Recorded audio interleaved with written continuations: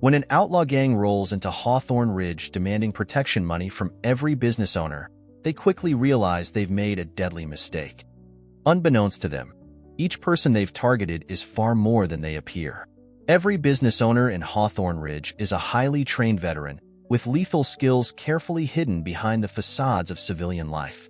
The outlaw gang's decision to extort this town will be their undoing, as each of these veterans prepares to take the fight back to the very criminals who thought they could intimidate them. Before we continue with the story, tell us where you're watching from.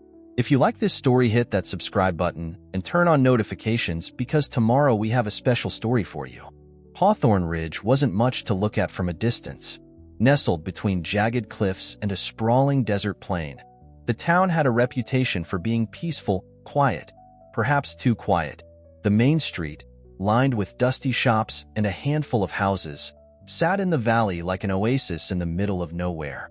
The kind of town where everyone knew everyone, where nothing much happened except the slow passage of time and the occasional cattle drive.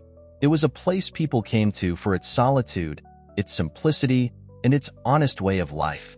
The owners of the town's small businesses were all hard-working folks, minding their own business. But none of them were who they appeared to be.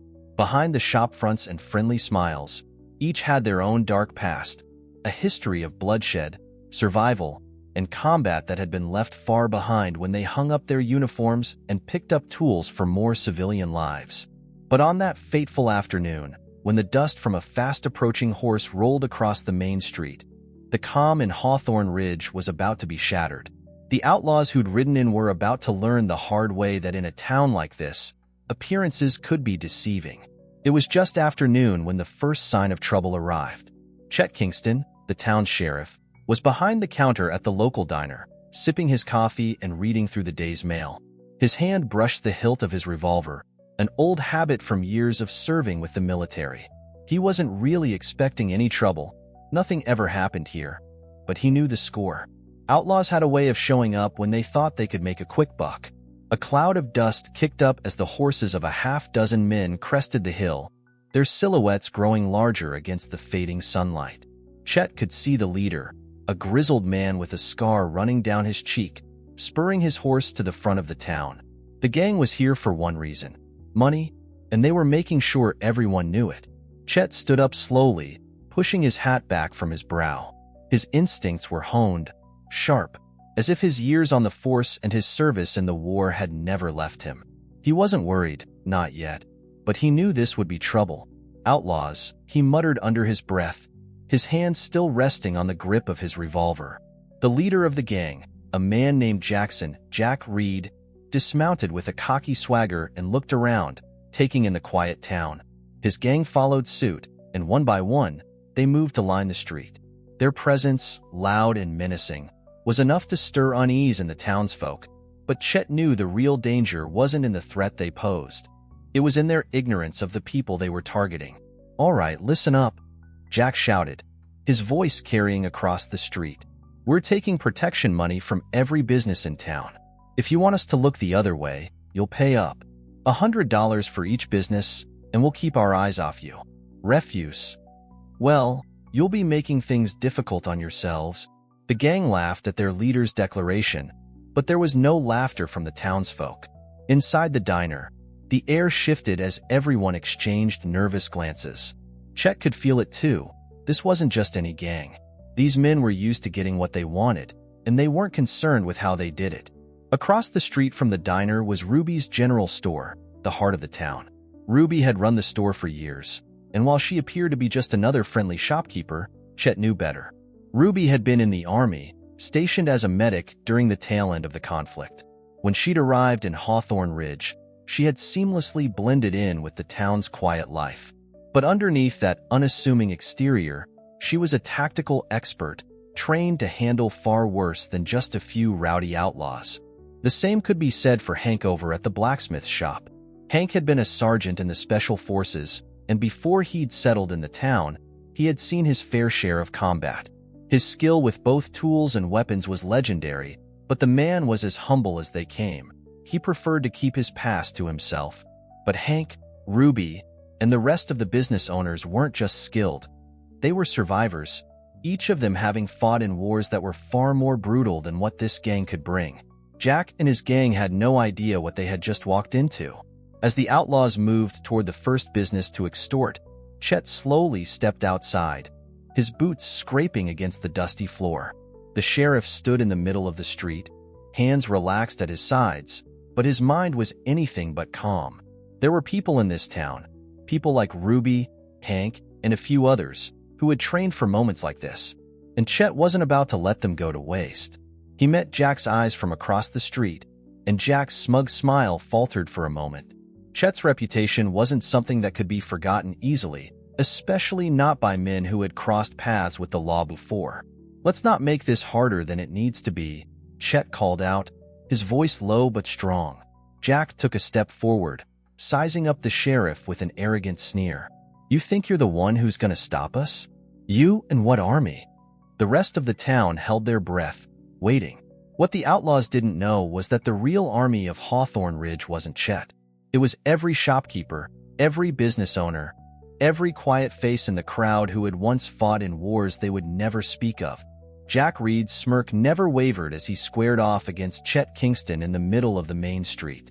Behind him, his gang was beginning to fan out, their boots heavy against the dirt. They were loud, brash, and overconfident, sure that their numbers would crush anything that stood in their way. But Chet knew better. He had seen too many battles, too many faces of men like Jack, who underestimated their adversaries. "You know, Sheriff," Jack drawled, his hand resting casually on the handle of his revolver. "You're either too stupid or too stubborn for your own good. You really think you can stop us?" Chet's eyes didn't leave Jack's for a second. He was sizing him up, watching the subtle movements of the gang members as they positioned themselves in the street, thinking they were in control. But Chet knew the truth. They weren't. "Not here. Not in Hawthorne Ridge." "Not me," Chet replied, his voice calm but filled with a quiet authority. "You're about to learn that this town doesn't belong to you." For a second, the tension in the air seemed to hang, thick and electric. The sun beat down on the dusty street, the only sounds the creaking of wagon wheels and the faint murmurs of the townsfolk watching from behind closed windows and doors. Ruby had stepped out of her store, her arms crossed over her chest, a small but determined smile on her lips. Her eyes met Chet's, and he saw the silent exchange between them. Ruby was ready, and so was Hank. Chet gave a small nod in their direction. It was time. Ruby's calm demeanor hid the storm beneath. She hadn't been in uniform for over a decade, but the training she had received as a combat medic in the Army was still sharp in her memory. She could assess a situation in seconds, determine the threats, read the movements, and decide the best course of action. But what most people didn't know was that Ruby's skill set went far beyond battlefield medicine. She was skilled in hand-to-hand combat, stealth tactics, and weaponry. Her weapon of choice, a long-range sniper rifle that she kept well hidden beneath the floorboards of her store. Hank, across the street at the blacksmith shop, was a different kind of soldier. He didn't just fix horseshoes and forge iron. His muscles were thick with the kind of strength forged in the fires of combat. Hank had been a sergeant in special forces, tactical warfare, hand-to-hand, and more importantly, tactics. He didn't need a gun to be lethal. A hammer, a wrench, or even the raw force of his fists was all he needed to put someone down. He knew how to break a man with a single strike. Ruby, Hank, and the other townsfolk were the last people Jack Reed or his gang should have crossed. They had lived their lives hidden in plain sight, waiting for the day someone would come to town thinking they could push them around. The standoff grew more intense as Jack stepped forward, his hand tightening on his revolver. "You're outnumbered, Sheriff. It's just you and your friends against us. How long do you think you can hold out?" Chet didn't respond. He didn't need to. He simply waited, watching Jack's every move, every twitch of his finger. Suddenly, there was a loud thud from the alley behind Ruby's store. Before anyone could react, a man in worn leather clothes dashed into the street, moving like lightning. The outlaw nearest Ruby turned just in time to feel the man's fist crash into his face.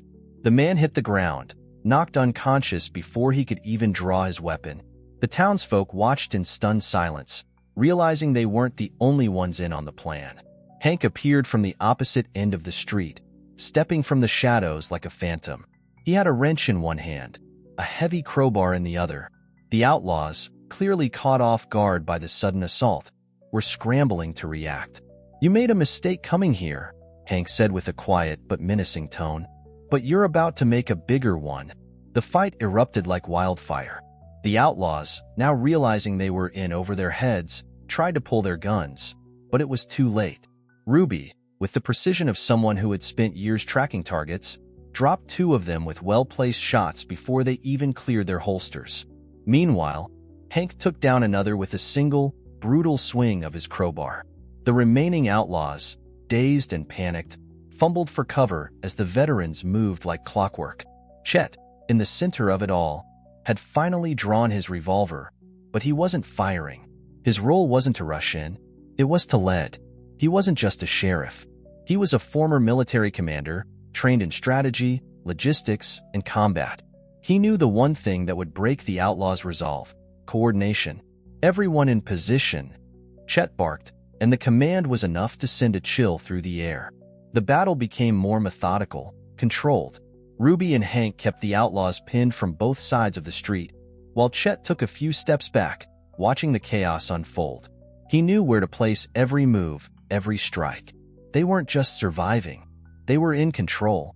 As the last of the outlaws dropped to the ground, knocked out or tied up, Chet motioned for the townsfolk to stop. The street fell silent, save for the groans of the defeated criminals. Chet walked toward the leader of the gang, Jack Reed, who was slumped against the wall, his face bruised and bloodied. Jack glared at him, trying to summon what little dignity he had left, but the sheriff's gaze was steady. "You thought you could come into this town and make demands," Chet said, his voice cold. "You thought you could intimidate us. Well, now you know why that was a mistake." Jack spat, his eyes burning with resentment. "You think this is over? You think you've won? We'll be back. You can't stop us." Chet knelt in front of Jack, locking eyes with him. "You're not coming back, and we'll make sure of that."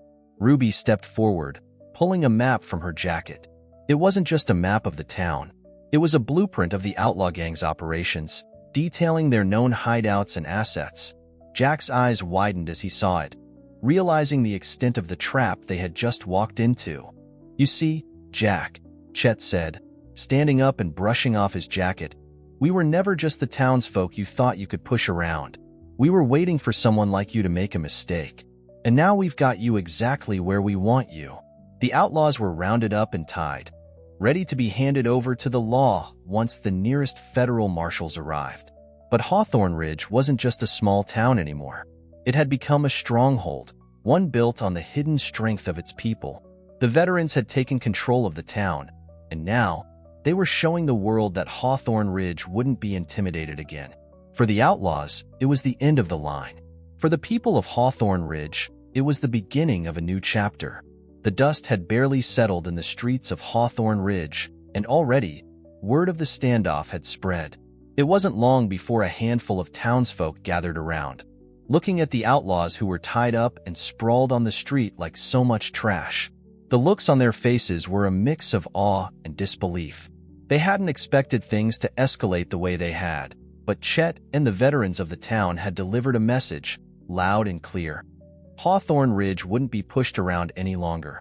Chet stood over the unconscious forms of the outlaws, his revolver tucked neatly at his side. He wasn't sure if he felt relief or just exhaustion. The town had fought back, and they had won. But the fight had been far from over. It had just begun. The gang had come to Hawthorne Ridge to extract money and intimidate. But now, they were the ones who would be paying the price. As Ruby and Hank checked the unconscious outlaws for weapons and any other supplies, Chet turned to the rest of the townsfolk who had gathered to watch. Their faces were still uncertain, and Chet could see the worry in their eyes. There was no denying it. The calm, quiet life they'd enjoyed was gone. The outlaws' attempt to extort the town was just the beginning. The real fight was coming, and it would take everything they had to hold on to what they just reclaimed. Chet addressed the crowd, his voice firm and authoritative. "This isn't over. Those men are just the first wave. We've made it clear that we're not backing down, but this town can't rest on its laurels. We need to stay sharp." Ruby approached, wiping the sweat from her brow, a look of determination in her eyes. Chet's right. We've got a lot more work to do. Those outlaws are just a piece of a much bigger puzzle. They're probably working for someone who won't take kindly to their defeat. Hank, having finished searching the outlaws, looked up and gave a low chuckle. If that's the case, we've got their attention. And trust me, we know exactly how to handle that. Chet's gaze turned to the tied-up men on the ground. We've got their leader, Jack Reed. He knows something, and I'm going to find out exactly who sent him. I want everyone to stay alert. We'll interrogate them first thing in the morning. The crowd murmured in agreement, but there was an undercurrent of fear in their voices. The idea that this small, quiet town could become a target for something bigger, something more dangerous, was unsettling. As the sun dipped below the horizon, the town slowly began to return to its normal rhythms. But there was a palpable sense of unease hanging in the air. Inside their homes and businesses, people were preparing for what was to come. No one wanted to believe it, but everyone knew in the back of their minds that the gang's arrival wasn't a random event. This was part of something much larger, and that meant Hawthorne Ridge wasn't safe. Not yet. That night, Chet couldn't sleep. His mind kept replaying the moments of the skirmish in the street, the faces of the outlaws as they hit the dirt. It felt too easy, too clean. The veterans had been swift and decisive, yes, but something about it bothered him. He'd been a soldier, a leader, and his instincts told him this wasn't over. Not by a long shot. He stood up from his bed and quietly slipped out of his cabin. The moon was high, and the night air was cool against his skin. There was something about the stillness of the town that unsettled him, almost as if it was waiting for the other shoe to drop. As he made his way through the darkened streets, he headed toward the makeshift holding area they'd set up for the outlaws. They were tied up in the old storage barn just outside of town, guarded by a couple of the locals. As he approached, the two guards nodded, silent but respectful of his presence. Inside the barn, the outlaws were still unconscious. Chet's eyes fell on Jack Reed, the leader of the gang. The man's face was bruised, blood trickling from his nose, but there was a quiet defiance in his eyes as he stirred. Chet walked up to him slowly, his boots silent on the wooden floor. Jack's eyes fluttered open, and when he saw Chet standing over him, he sneered. "You think you've won? This town doesn't matter. You're just a blip on the radar. The real power is out there, and you'll never stop it." Chet crouched down beside him, his expression hardening. "Who sent you?" he asked, his voice low but filled with menace.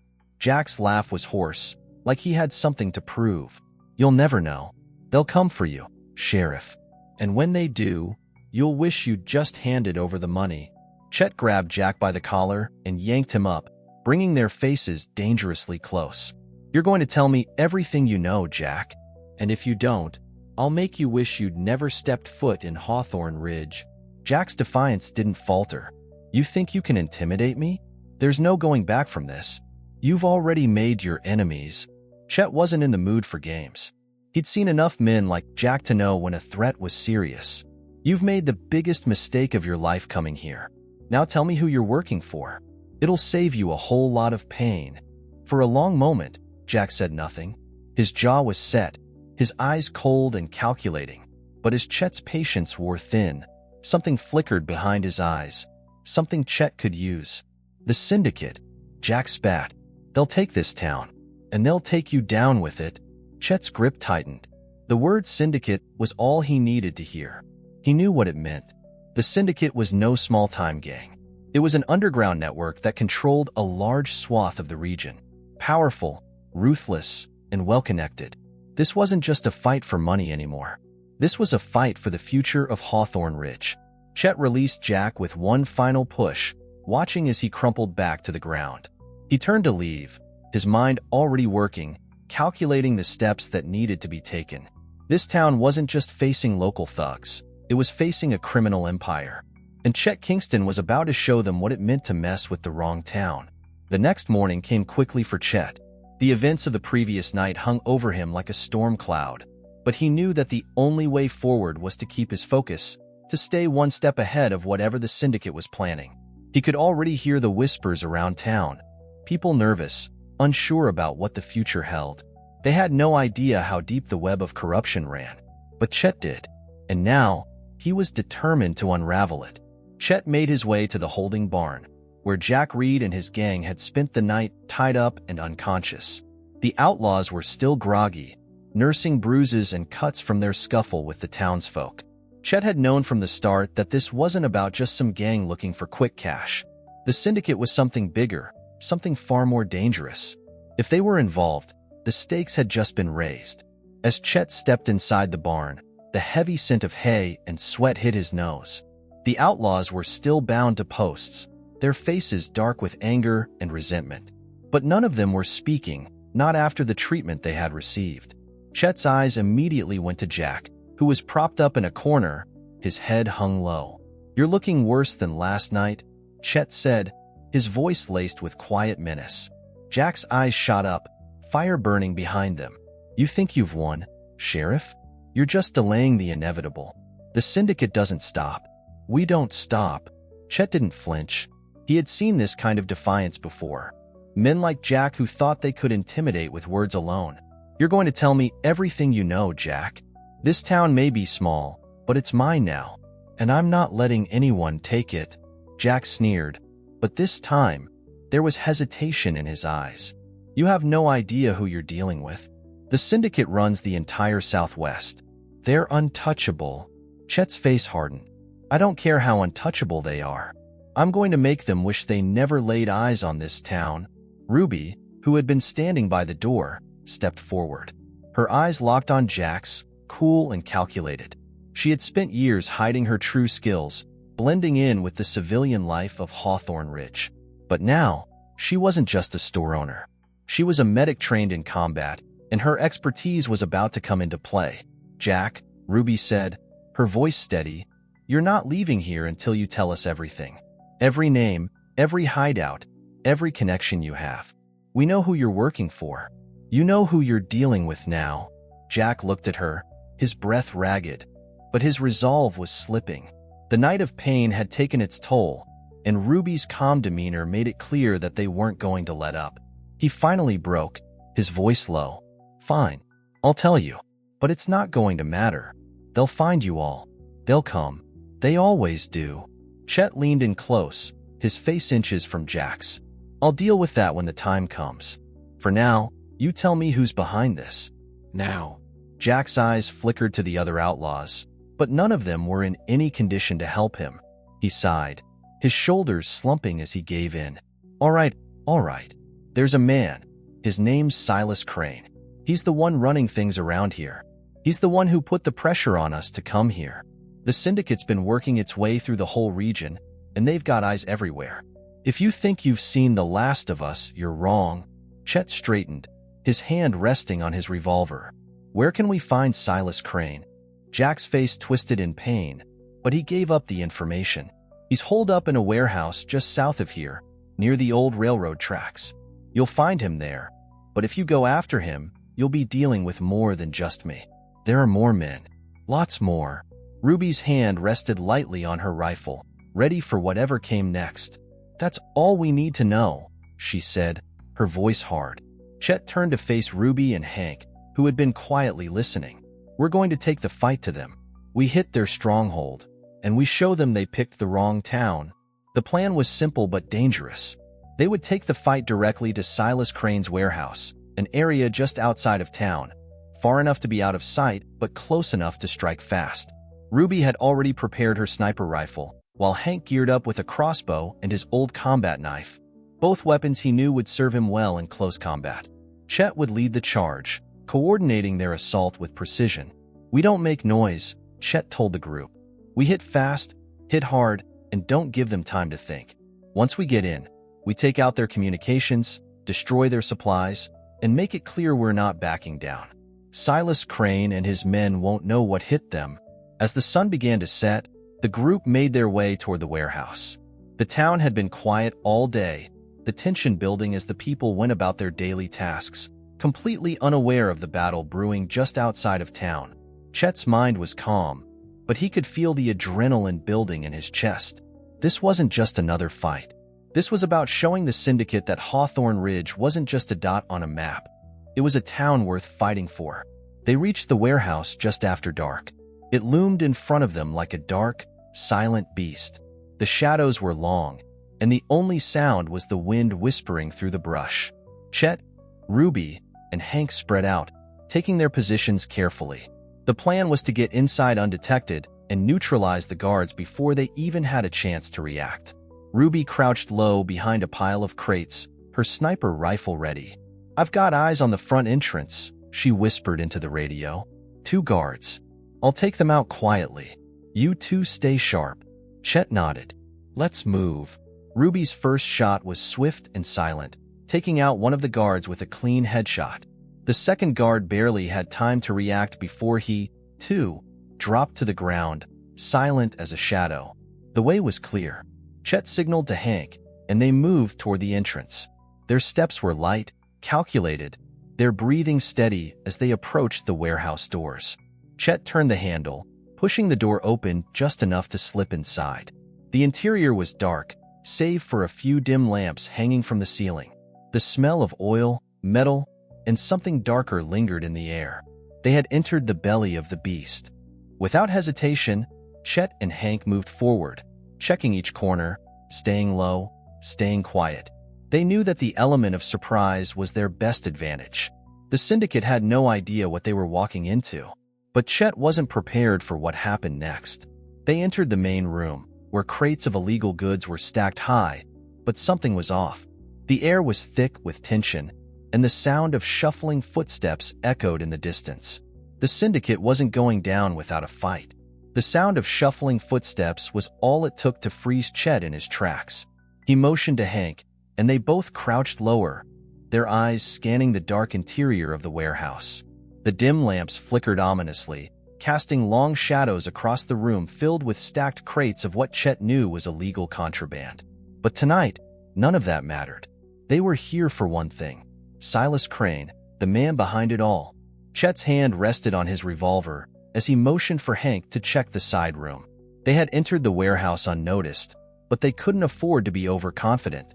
Every step had to be precise, every move calculated. Ruby's voice crackled softly in their earpieces.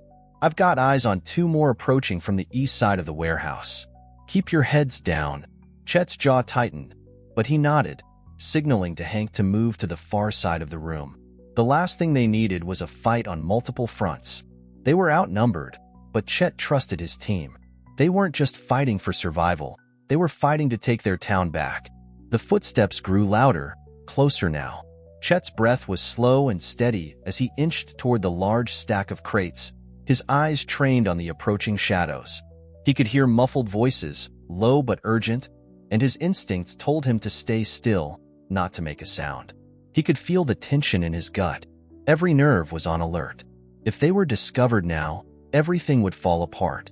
Hank's voice came over the comms. 2 guards to the left, patrolling. Not sure if they know we're here yet, but they're getting closer. Chet didn't need any more information. They'd been spotted. He could feel it in the air. The pressure building, the weight of the moment threatening to break the fragile silence. "Get ready," Chet murmured under his breath. "On my mark." He waited, counting the seconds, until the guards rounded the corner. When they did, Chet acted fast, pushing Hank aside as he stepped out from his cover. His gun was already drawn, his stance steady. "Freeze," Chet shouted, his voice commanding and sharp. The 2 guards froze, their hands flying to their weapons in a panic. But it was too late. Chet's revolver was already trained on them. "Drop your guns. Now." They hesitated for a split second, but that was all Chet needed. He fired a warning shot into the floor between them, the loud crack of the gun echoing through the cavernous warehouse. All right," one of the guards said, his voice shaky as he slowly dropped his weapon. The other followed suit. Chet's eyes narrowed. He didn't take his gun off them. "Move," he commanded. The guards complied, slowly backing away toward the wall as Hank moved in, securing them. He was quick, efficient, a shadow in the dark. Hank never wasted time. "We'll be back for you," Chet said coldly, his eyes scanning the area for more threats. He didn't wait for a response as he motioned for Hank to keep moving. The warehouse was silent again, save for the faint breathing of the team. Chet could feel the adrenaline coursing through him now, the anticipation of what was coming next. Silas Crane was close. He could feel it in his gut. "Ruby, give us a status update," Chet said, his voice calm but urgent. Ruby's voice came back over the comms, steady as ever. "I'm in position. 2 more guards, top floor. You're going to have to move fast if you want to catch Crane before he slips away. I've got a clean shot if you need it." "We're going in," Chet said, his voice firm. No hesitation. Chet and Hank moved toward the back of the warehouse, their footsteps light, their breaths controlled. The warehouse was massive, and every step felt like it might be their last. The walls seemed to close in as they moved toward the center of the building, toward the source of the danger. They reached a steel door at the back of the warehouse, locked tight. But Chet had dealt with worse. With a quick movement, he pulled a lockpicking kit from his belt and began working on the door. It was quiet work, careful, methodical. They didn't have much time. "Ruby, get ready," Chet said, his eyes scanning the door. "We don't know what's behind this one." "I'm ready," Ruby's voice responded, low but filled with confidence. The lock clicked open, and Chet eased the door open just enough to slip through. Hank followed close behind, his body tense, his senses heightened. The room beyond was dark, the faint hum of machinery in the background. Chet's eyes immediately locked onto a figure sitting at a desk in the far corner. It was Silas Crane, the mastermind behind it all. He was sitting back in a chair, his back to the door, completely unaware of their presence. He was playing with something in his hands, a small object, a cigar, perhaps, but that wasn't what caught Chet's attention. It was the fact that Crane was so calm. Too calm. "Crane," Chet called out, his voice low but steady. The man at the desk didn't flinch. He didn't even look up. Instead, he slowly set the object down and turned his chair to face them, his eyes cold and calculating. "So, you've come for me," Crane said, his voice smooth, almost amused. "I was wondering when this day would come. You've been causing a lot of trouble, Sheriff. And for what? A little town like this? You really think you can stop me?" Chet didn't flinch. He had heard this kind of arrogance before, and it never got old. "You should have stayed out of Hawthorne Ridge," Chet said, his eyes never leaving Crane. "But now it's too late. You've messed with the wrong people." Crane's lips curled into a slow smile, and for a moment, Chet could see the mask of confidence falter. "Is that so? You really think you're going to stop me and my men from taking over this town? You're more naive than I thought, Sheriff." "Maybe," Chet replied coldly. "But we've got something you don't. We've got the truth, and we're going to make sure the people of this town hear it." Before Crane could respond, the sound of footsteps echoed in the hall behind them. Chet's heart skipped a beat as he realized they weren't alone. The sound of footsteps echoed through the darkened hall, and for a moment, everything seemed to freeze. Chet's instincts flared as his hand tightened around the grip of his revolver. Hank's eyes darted to the door behind them, his body tense, every muscle coiled in anticipation. Chet didn't move an inch, keeping his eyes locked on Silas Crane, whose smirk never wavered. But in that fleeting moment, Chet realized that Crane wasn't just sitting there for his own amusement. No, there was something more to this, something darker. "You're not alone, are you?" Chet's voice was steady, but the undercurrent of suspicion was clear. Crane chuckled softly, a low sound that sent a chill down Chet's spine. "Always the sharp one, Sheriff. I've got a few friends in this town. People who'll make sure you don't leave here alive." Suddenly, the door to the warehouse slammed open with a deafening crash, and men poured into the room. 3 of them, each armed and moving with practiced precision. The trap had been sprung, and Chet and Hank were right in the middle of it. Hank was already moving, ducking behind a large crate for cover, but Chet didn't have the luxury of time. He fired off a quick shot toward the nearest man, hitting him square in the chest. The man crumpled to the floor, but Chet's victory was short-lived. The remaining 2 were already closing in, taking cover as they advanced. Crane remained seated, watching the chaos unfold. "I told you, Sheriff," he said with a sneer. "You're out of your depth." Chet's mind raced as he calculated his next move. He needed to get control of the situation, fast. He dove behind a stack of crates as the other 2 men returned fire, their bullets whizzing past him. Chet could hear Hank's voice on the comms. "I've got one pinned down on the left, but we need to move fast." Hank's voice was tight, urgency in every word. Chet's heart pounded, but he didn't hesitate. He peeked around the corner of the crate and fired 2 quick shots, both hitting their marks. The first man dropped with a grunt, and the second staggered back, his shoulder torn open by the impact. He went down with a scream. That left Crane. Chet didn't wait for the man to make the first move. With a fluid motion, he lunged forward, his boots kicking up dust as he took cover behind another pile of crates closer to Crane. He could see the fear flicker in Crane's eyes for the first time, but it was quickly replaced by rage. "You think you've won?" Crane spat, his hand darting toward the pistol at his waist. "This isn't over. You'll regret this, Sheriff." Chet narrowed his eyes, his revolver steady. "No, Crane. This is where it ends." Before Crane could draw his gun, Chet fired again, his shot dead on. The bullet struck Crane's hand, causing him to let out a howl of pain as his gun fell to the floor, skittering across the cold concrete. "Game over," Chet muttered, his voice unwavering as he moved in to secure the man.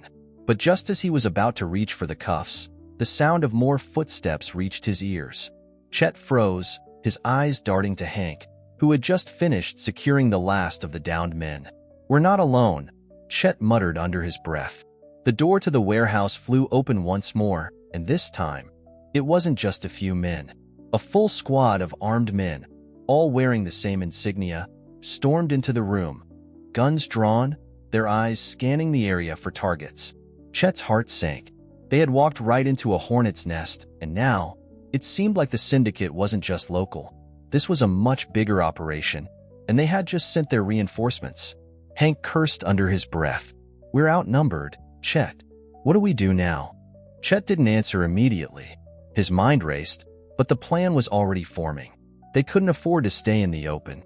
The new arrivals weren't the only problem. There were likely more men outside, ready to swarm in at a moment's notice. "We need to retreat," Chet said, his voice sharp. "Get Crane. We can't let him slip away again." Hank moved quickly, grabbing Silas Crane by the collar and dragging him toward the back exit. Ruby's voice crackled through the comms, her tone tense. "I've got eyes on the front. They're moving in fast. You don't have much time."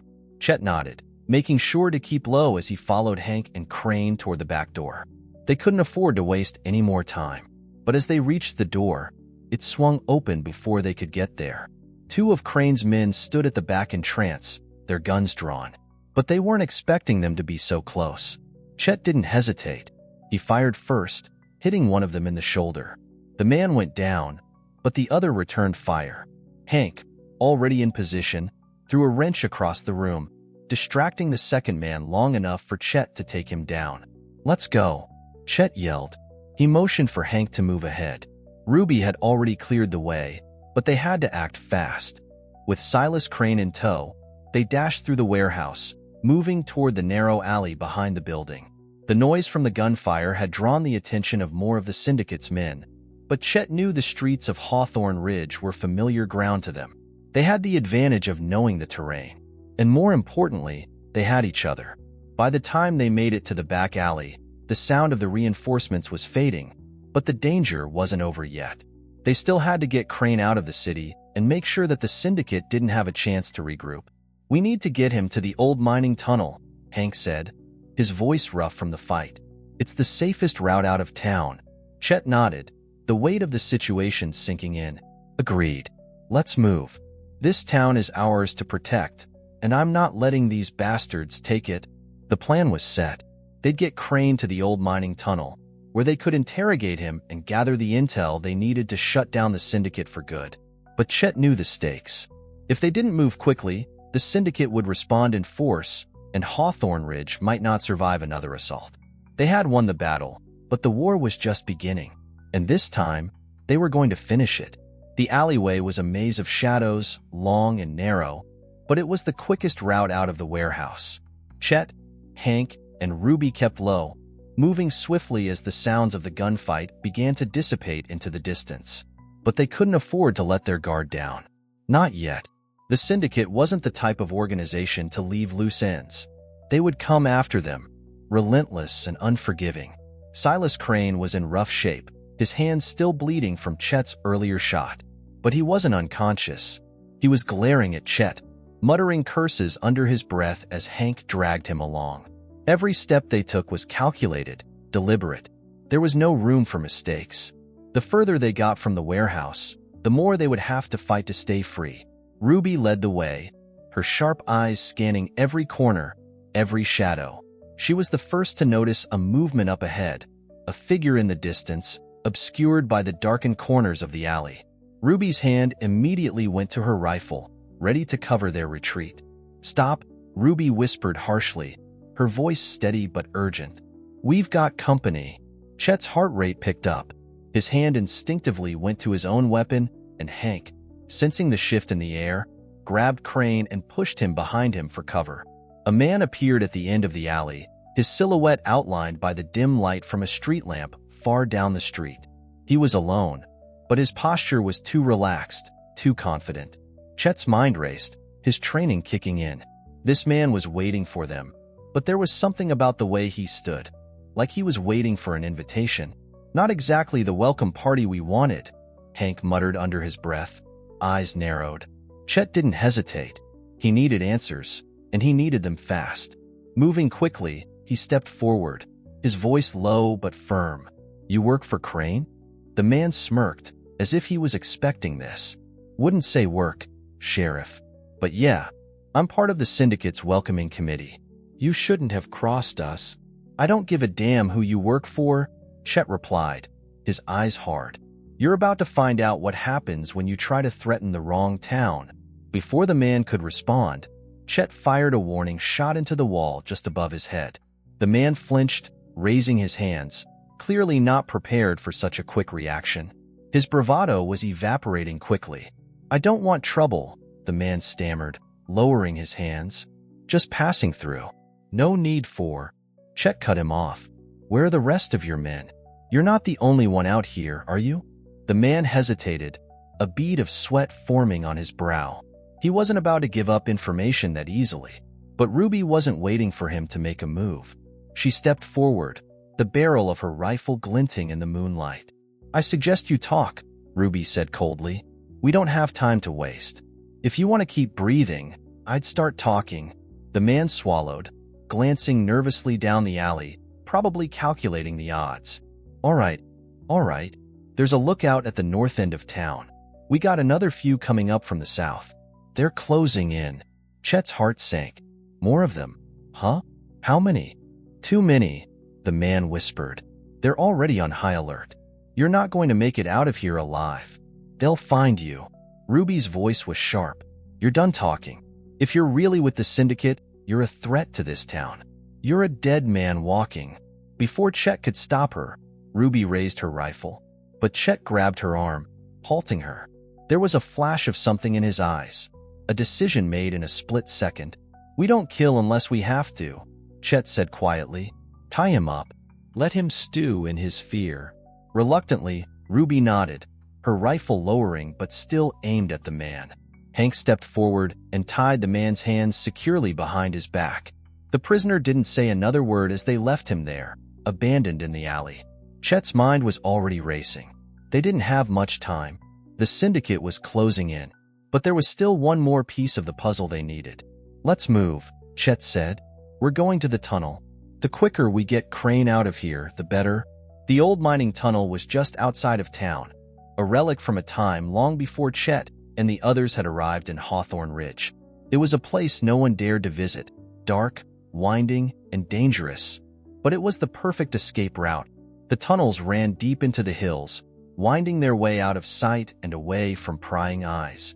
Chet, Hank, and Ruby moved quickly through the streets, staying in the shadows, careful not to make any noise.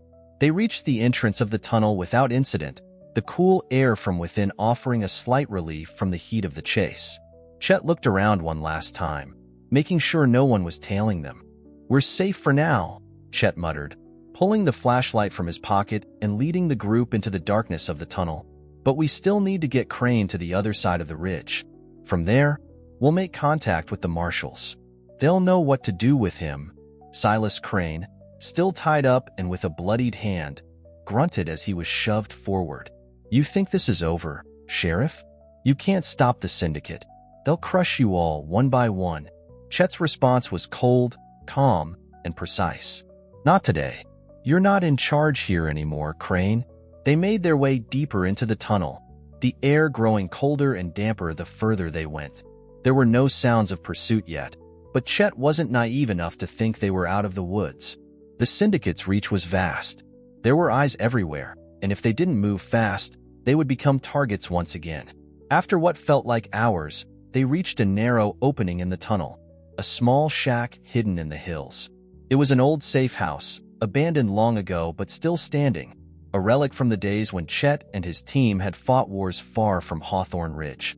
Ruby was the first to speak up. "We can't stay here long. If they find this place, we're sitting ducks."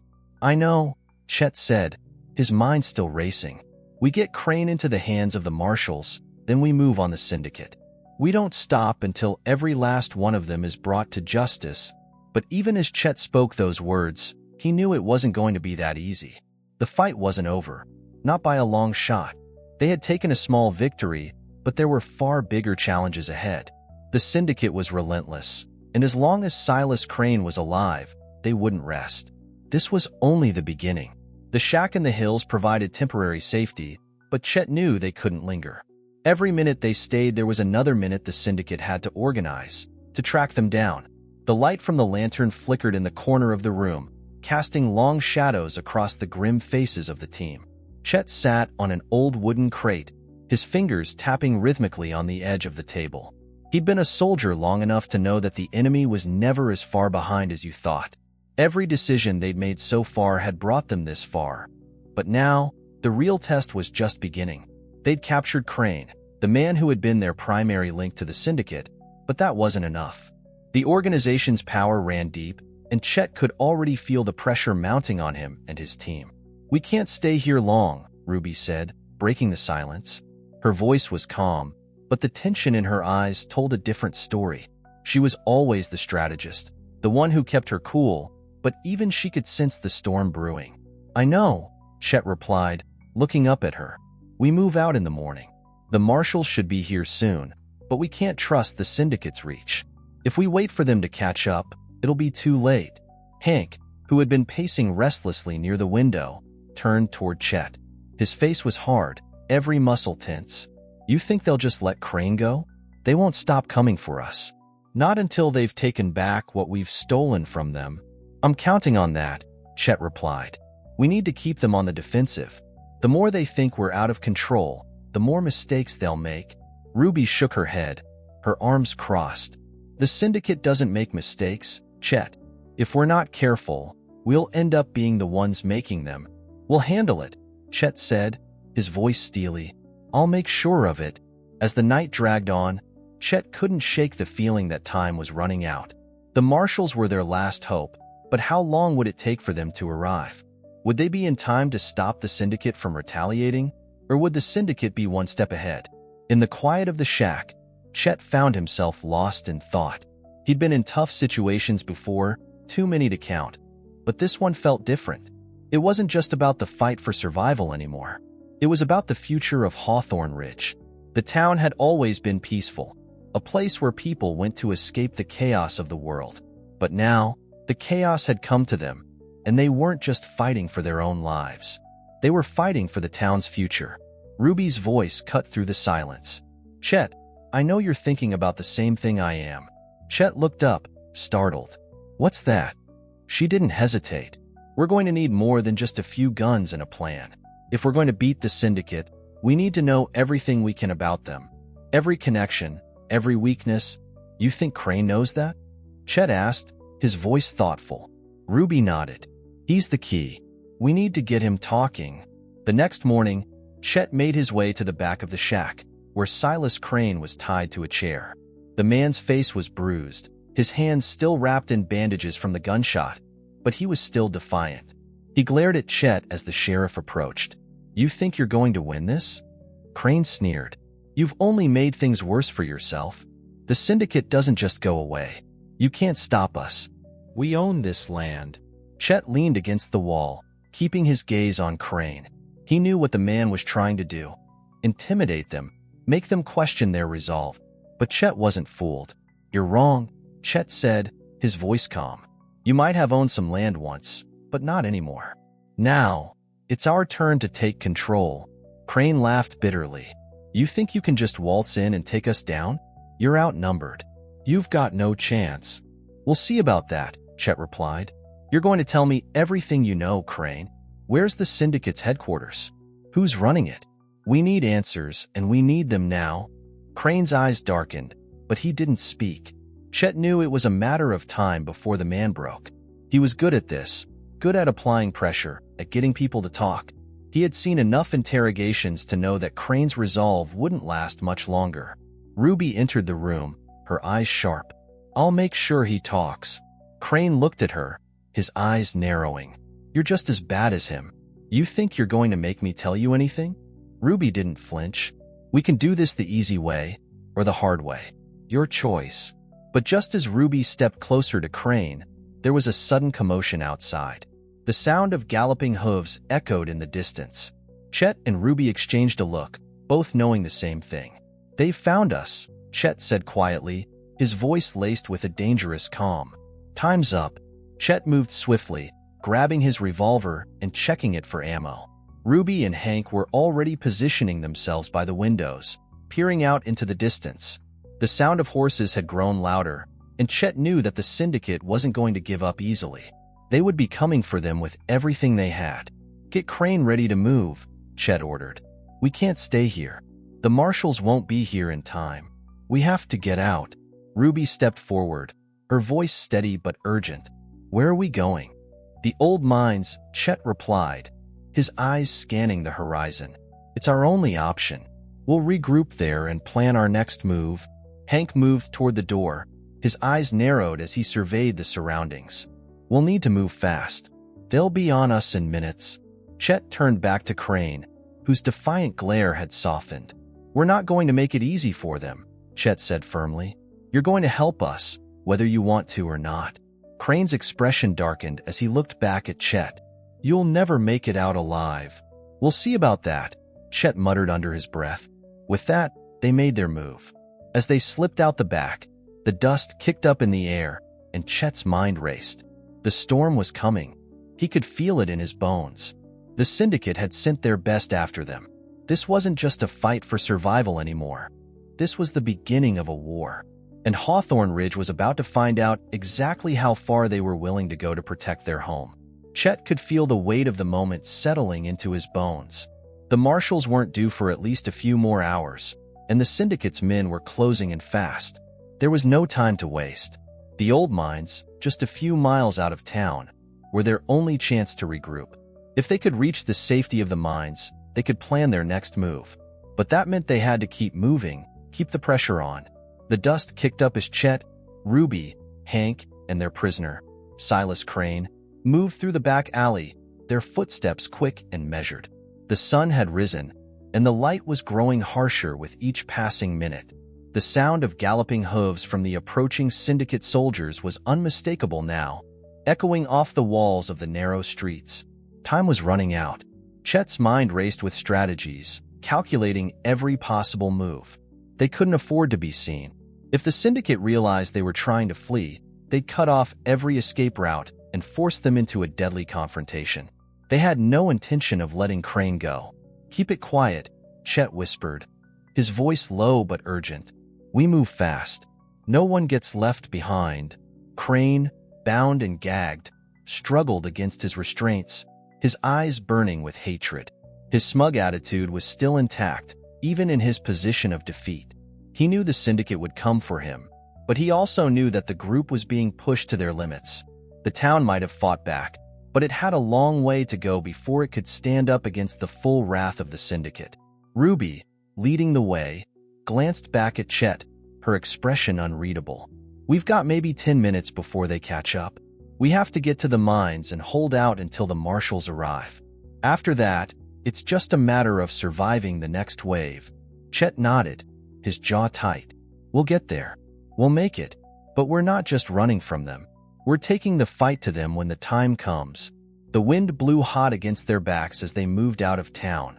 The streets of Hawthorne Ridge seemed empty, but Chet knew better. They had to leave without drawing attention. No more shooting, no more loud confrontations. They had to be ghosts, moving through the landscape without leaving a trace. As they neared the outskirts of the town, the hills came into view, rolling out into the desert with a stark beauty that belied the danger that lay ahead. The old mining shaft was tucked away behind a series of jagged rocks, a place no one ventured into anymore. The mines had been abandoned for years, left to fall into disrepair.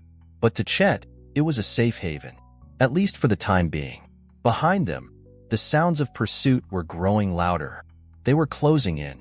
"We're almost there," Ruby called back to Chet, who was keeping a sharp eye on their surroundings.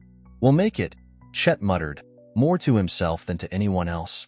"We have to." But just as they reached the base of the hill that would lead them to the mines, a sudden shout from behind them froze everyone in place. The voice was distant but unmistakable. "Stop right there." A man's voice rang out, clear and sharp. Chet's heart skipped a beat. He turned quickly, his revolver already in his hand. Hank and Ruby did the same, taking up positions to cover each other. Emerging from behind a cluster of rocks were two syndicate men, guns drawn, their eyes trained on Chet and his team. The man who had shouted was now advancing, his stance confident, almost too confident. Chet's instincts told him that this wasn't just a random encounter. The syndicate was on their tail, and they had just caught up. "We need Crane," the leader of the two men said with a smirk, his eyes gleaming with malice. "And we're not letting you take him any further." Chet's mind raced. There was no easy way out of this. He couldn't just shoot his way out. He needed more time. They all did. "Don't make this harder than it has to be," Chet said, his voice low and dangerous. The man smiled. "I'm afraid it's already too late for that." Without warning, the two syndicate men raised their guns, but Hank was faster. He threw himself into a roll, knocking one of the men off balance before they could get a shot off. Ruby fired once, a clean shot to the leg of the second man, taking him down with a loud cry. But the leader of the syndicate gang didn't hesitate. He drew his weapon and aimed directly at Chet. "Drop your gun," the man ordered, "or I'll put a bullet right through your skull." Chet's mind was already working. He couldn't shoot yet. Not yet. He had to play it cool. He had to make the man believe he was giving in. Just a little longer. "I'm not going to drop my gun," Chet said, his voice calm, steady. The man sneered, his finger tightening on the trigger. But just as he was about to fire, there was a sharp crack of thunder overhead. For a moment, the sound was so loud it seemed to shake the very ground beneath them. The syndicate leader froze, eyes wide with confusion. And that's when Ruby took her shot. Her rifle rang out from behind Chet, a well-placed shot that hit the man square in the shoulder, knocking him back into the dust. His weapon fell from his hands as he staggered back, cursing under his breath. Chet didn't hesitate. He lunged forward, closing the distance between himself and the fallen man in seconds. With a swift move, he kicked the gun away from the leader's hand and held him at gunpoint. "Not so tough now, are you?" Chet said, his voice cold as ice. The man gritted his teeth but didn't speak. He was out of options. "We've got what we need," Hank said, breathing heavily but keeping his eyes trained on the road ahead. "Let's go. The marshals won't be far behind. But we need to move now." Chet nodded, dragging the syndicate leader to his feet and pushing him forward. "Move," Chet said firmly, his gun still aimed at the leader. "And if you so much as think about trying something funny, I'll make sure this is the last mistake you ever make." As they moved toward the mines, the weight of the situation began to settle on Chet's shoulders. They had just taken down another piece of the syndicate's operation, but the real fight was still ahead. They were up against something much bigger, something they couldn't defeat with just guns and courage. Chet's mind was already working through the next steps. The war wasn't over. It was just beginning. The narrow path leading to the mines was steep and treacherous, a jagged trail that wound through the rocky hills. The light from their flashlights flickered as they made their way down, their footsteps heavy on the ground. Behind them, Silas Crane stumbled along, still bound and gagged, but now more subdued. Chet's hand never left his revolver, His senses stretched tight as they moved through the winding passageways. They had a little more breathing room now, at least temporarily. The syndicate men who had been tailing them were down, but Chet knew that it wouldn't be long before more showed up. The sound of hooves in the distance was unmistakable. Their pursuers hadn't given up. The entire area would be crawling with syndicate operatives before long. "Keep your eyes peeled," Chet murmured as he led the group deeper into the mine shaft. The air was thick with the smell of old stone and rust. The deeper they went, the colder it became. Ruby was a few steps ahead, scanning the walls for any sign of danger. "I don't like it," Ruby said, her voice carrying softly through the darkness. "The deeper we go, the harder it'll be to move quickly." "We don't have much choice," Chet replied, his voice steady. "If we don't get ahead of them, we'll be trapped out here with no way to fight back." They reached a small chamber where the walls were lined with old wooden beams, their edges rotting from years of disuse. Chet stopped and turned to face Hank, who was bringing up the rear, eyes sharp, scanning the shadows. "Where's Crane?" Chet asked, his voice low but commanding. Hank had a firm grip on Crane's arm, guiding him into the room. The once proud syndicate leader was now silent, his eyes darting nervously, clearly realizing the gravity of the situation. He'd been too confident just hours ago, but now he could see that this was no ordinary town. These people weren't just survivors, they were hunters. Hank shoved Crane to the ground with little regard for the man's discomfort. "He's not going anywhere. We should tie him up and keep him quiet," Hank said, his voice gruff as he grabbed a length of rope from his pack. Chet nodded. "Do it. We don't want him getting any funny ideas." Ruby moved to the far side of the chamber, peering out through the small opening. The distant sound of horses still rang in the air, the rapid clip-clop of hooves growing louder as it echoed through the narrow tunnels. Chet could feel the weight of the moment settle on his shoulders. This was the critical juncture. If they were going to make it out of this, they had to act fast. Suddenly, the sound of boots echoed from further down the tunnel, the unmistakable sound of more men approaching. Their pursuers had arrived. Chet quickly moved to the front, his hand gripping his revolver as he motioned for Ruby and Hank to take cover. "Stay low. They'll be here in seconds." Hank's eyes hardened.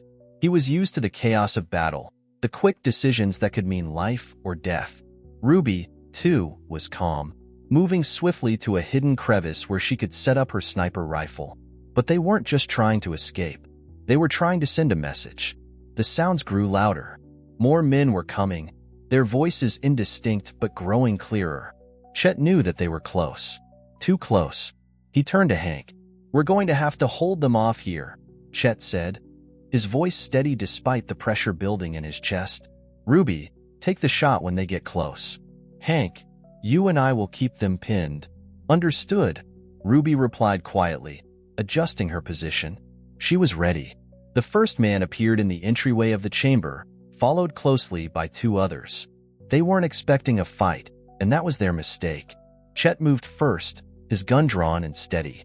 The first man barely had time to react before Chet's bullet found its mark, knocking him backward.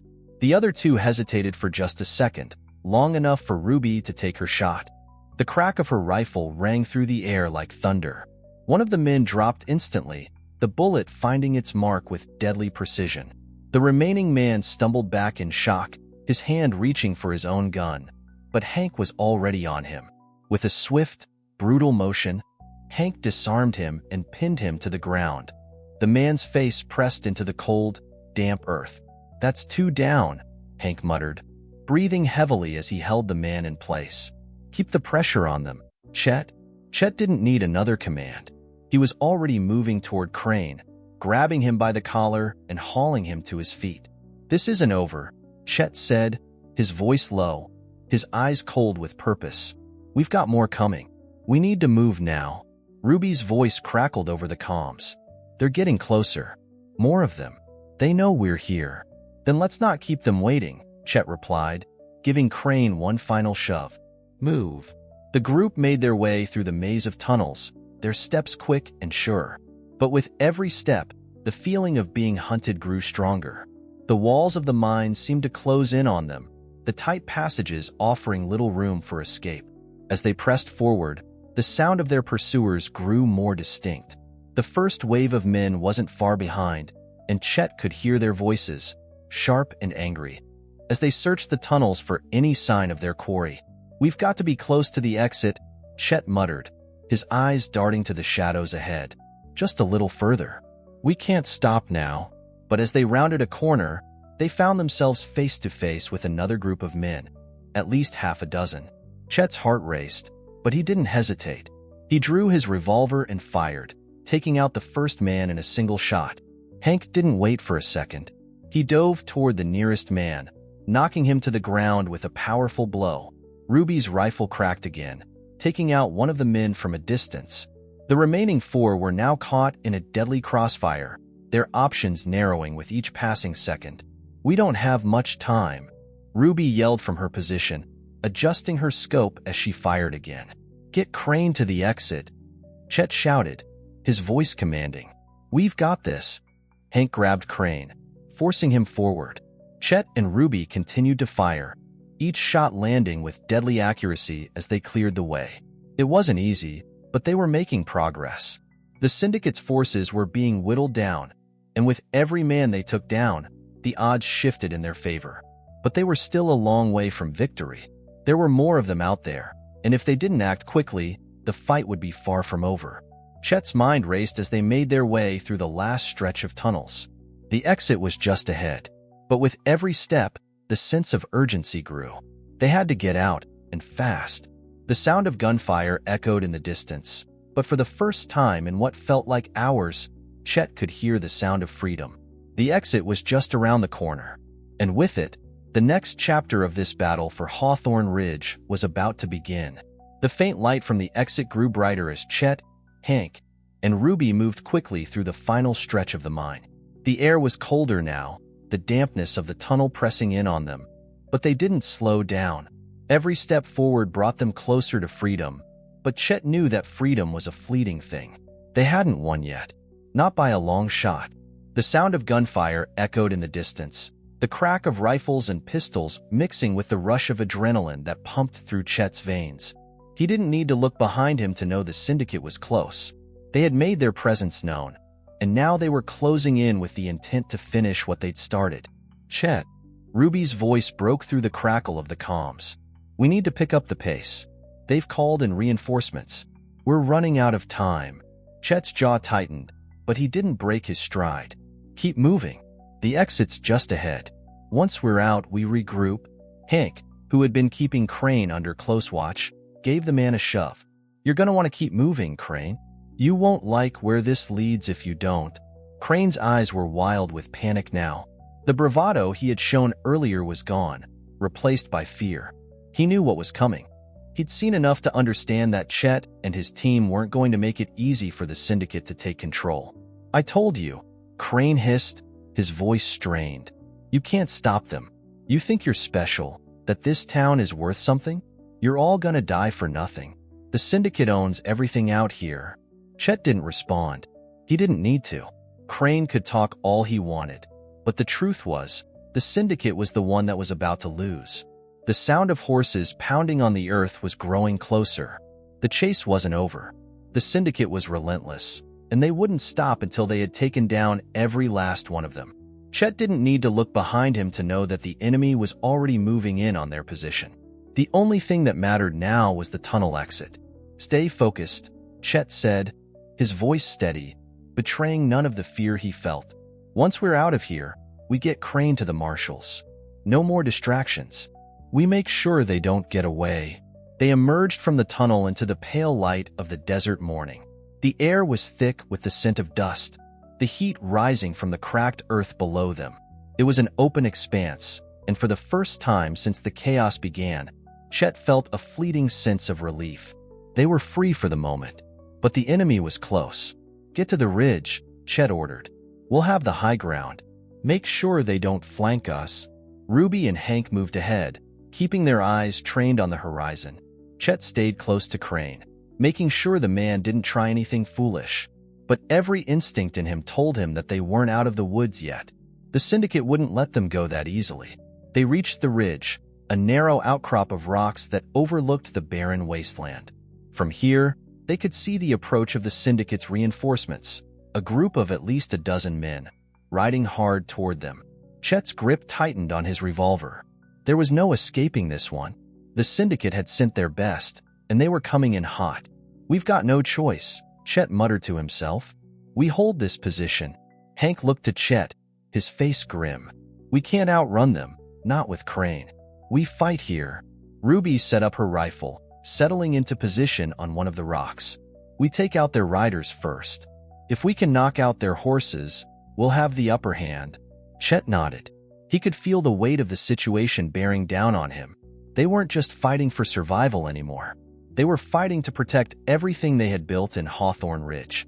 The syndicate wasn't going to win, not if Chet had anything to say about it. "They're close," Ruby said quietly, her scope aimed directly at the riders. "Ready when you are." Chet took a deep breath, his pulse steady. "Take the shot." The crack of Ruby's rifle echoed across the barren land as she took out the lead rider with a single shot. The man tumbled off his horse, the animal panicking and kicking its legs. The rest of the group reacted with chaos, their horses scattering and their shots going wide. But they weren't done yet. The fight had only just begun. Hank fired next, taking down one of the men with his crossbow. The bolt struck the rider in the chest, and the man was thrown from his horse, crashing into the dust. Chet followed up with a shot of his own, picking off another rider who had attempted to circle around. But the syndicate wasn't backing down. They regrouped, moving forward with more determination, the sound of their weapons echoing across the landscape. Chet could see the desperation in their eyes as they closed the gap, their horses galloping hard toward the ridge. Chet motioned for Hank to cover the left flank while he and Ruby took the right. "Don't let them close in. Keep them at a distance." The gunfire intensified, each shot a dance of life and death as the syndicate riders approached. Chet's heart raced, but his movements were calculated, practiced. He knew what it took to survive moments like this. He had seen far worse, and he had always come out on top. But this time, the fight wasn't just for him. It was for the future of Hawthorne Ridge. As the last of the syndicate riders charged toward them, Chet felt a surge of adrenaline. It was now or never. They had to hold this position, no matter what. Suddenly, the sound of more horses reached his ears. This wasn't just another group of syndicate men. These were marshals. They had arrived. The syndicate riders saw the new threat and hesitated. Their confidence faltered for just a moment. That was all Chet needed. He fired one last shot, taking out the lead rider, and Ruby followed suit, picking off another. The remaining syndicate men broke and ran, panic overtaking them as they fled into the desert. Chet didn't let his guard down, though. He waited, watching as the marshals rode up, their guns drawn and their faces grim. The lead marshal, a tall, broad-shouldered man with a weathered face, pulled up next to Chet. "Sheriff Kingston," the marshal said, nodding in respect. "Looks like we got here just in time." Chet didn't smile. "Just in time, yes. But there's still a lot of work to do. The syndicate won't stop. Not after this." The marshal's eyes hardened. "Then we'll make sure they know Hawthorne Ridge isn't theirs to take." Chet turned to Crane, who was still struggling against his bindings. "You've got a long road ahead of you, Crane," Chet said. "But you're not going anywhere until we've finished what we started." The battle for Hawthorne Ridge was far from over, but for the first time, Chet felt the tide turning in their favor. The syndicate had made their move, but now they were facing something far more dangerous. The people of Hawthorne Ridge, united, armed, and ready for war. And Chet Kingston was determined to see it through to the end. The sun was setting as the marshals and the small group of survivors from Hawthorne Ridge made their way back toward the town. The heat of the day had begun to fade, but Chet could still feel the weight of what had just transpired pressing down on him. The battle in the desert had been fierce, but for now, they had won. The syndicate's men were retreating, their plans for retaliation thwarted, for the moment. Chet rode alongside the marshal, a tall, square-jawed man named Garrett Harris. He was seasoned, with a deep scar running down his cheek, a mark of someone who had seen his fair share of violence and lived to tell the tale. But there was a quiet respect in his eyes as he glanced toward Chet. "You've got yourself quite the fight on your hands, Sheriff," Harris said, his voice gruff but not unkind. Chet nodded, his jaw tight. This isn't just my fight. This town's been quiet for too long, thinking they were safe. Now, the syndicates come to claim what they think is theirs. But they're wrong. Harris shifted in his saddle. You've done well so far, but this isn't over. Not by a long shot. I know, Chet replied, his voice hard with resolve. They'll be back, but we've got something they don't have. The people of Hawthorne Ridge are ready to fight. As they entered the town, the remnants of the battle in the desert still lingered in Chet's mind. The wind was thick with dust, but there was something else in the air now, something stronger. A feeling of unity, of resistance. Chet had seen the look in the eyes of every person he passed on the way into town. They were tired, yes, but they were also filled with a determination he hadn't seen before. They were ready for whatever came next.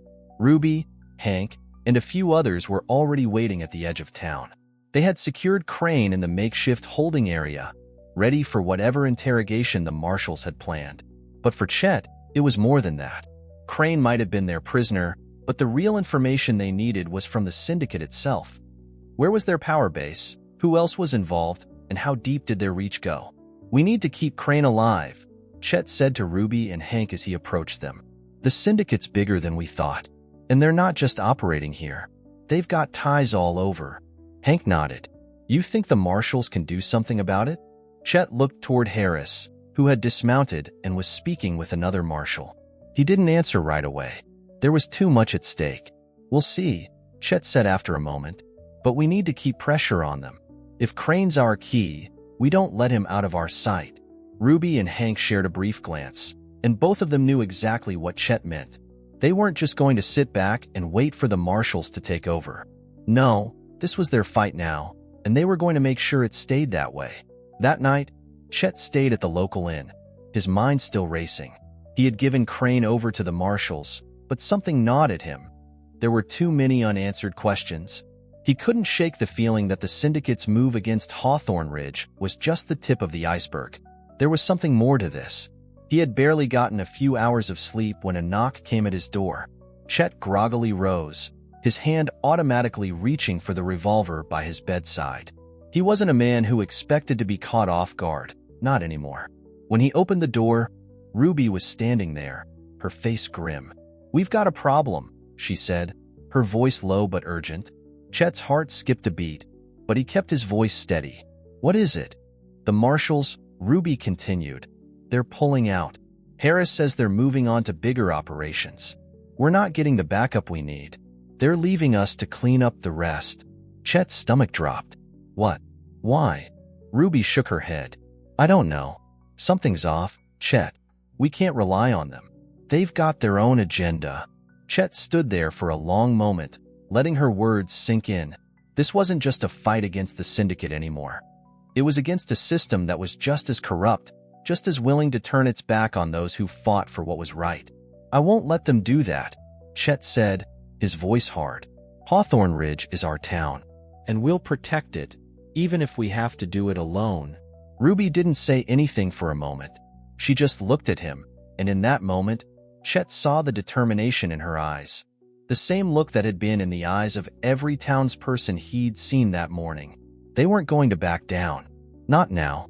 Then we do it ourselves, Ruby said finally. We take the fight to them. The next few days were spent preparing. There was no turning back now. Chet gathered every piece of information he could from Crane, though the man still refused to break. But every small piece of information Chet and Ruby managed to extract made the picture clearer.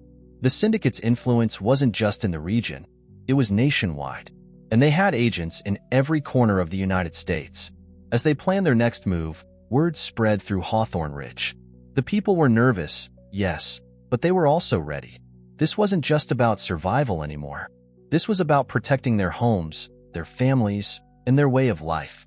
The night before the final confrontation, Chet sat alone in the small room he had rented, going over his plans. He knew it wouldn't be easy. They were outnumbered, and the syndicate's reach was vast. But there was one thing the syndicate didn't count on: the people of Hawthorne Ridge. The sound of a knock on the door brought Chet out of his thoughts.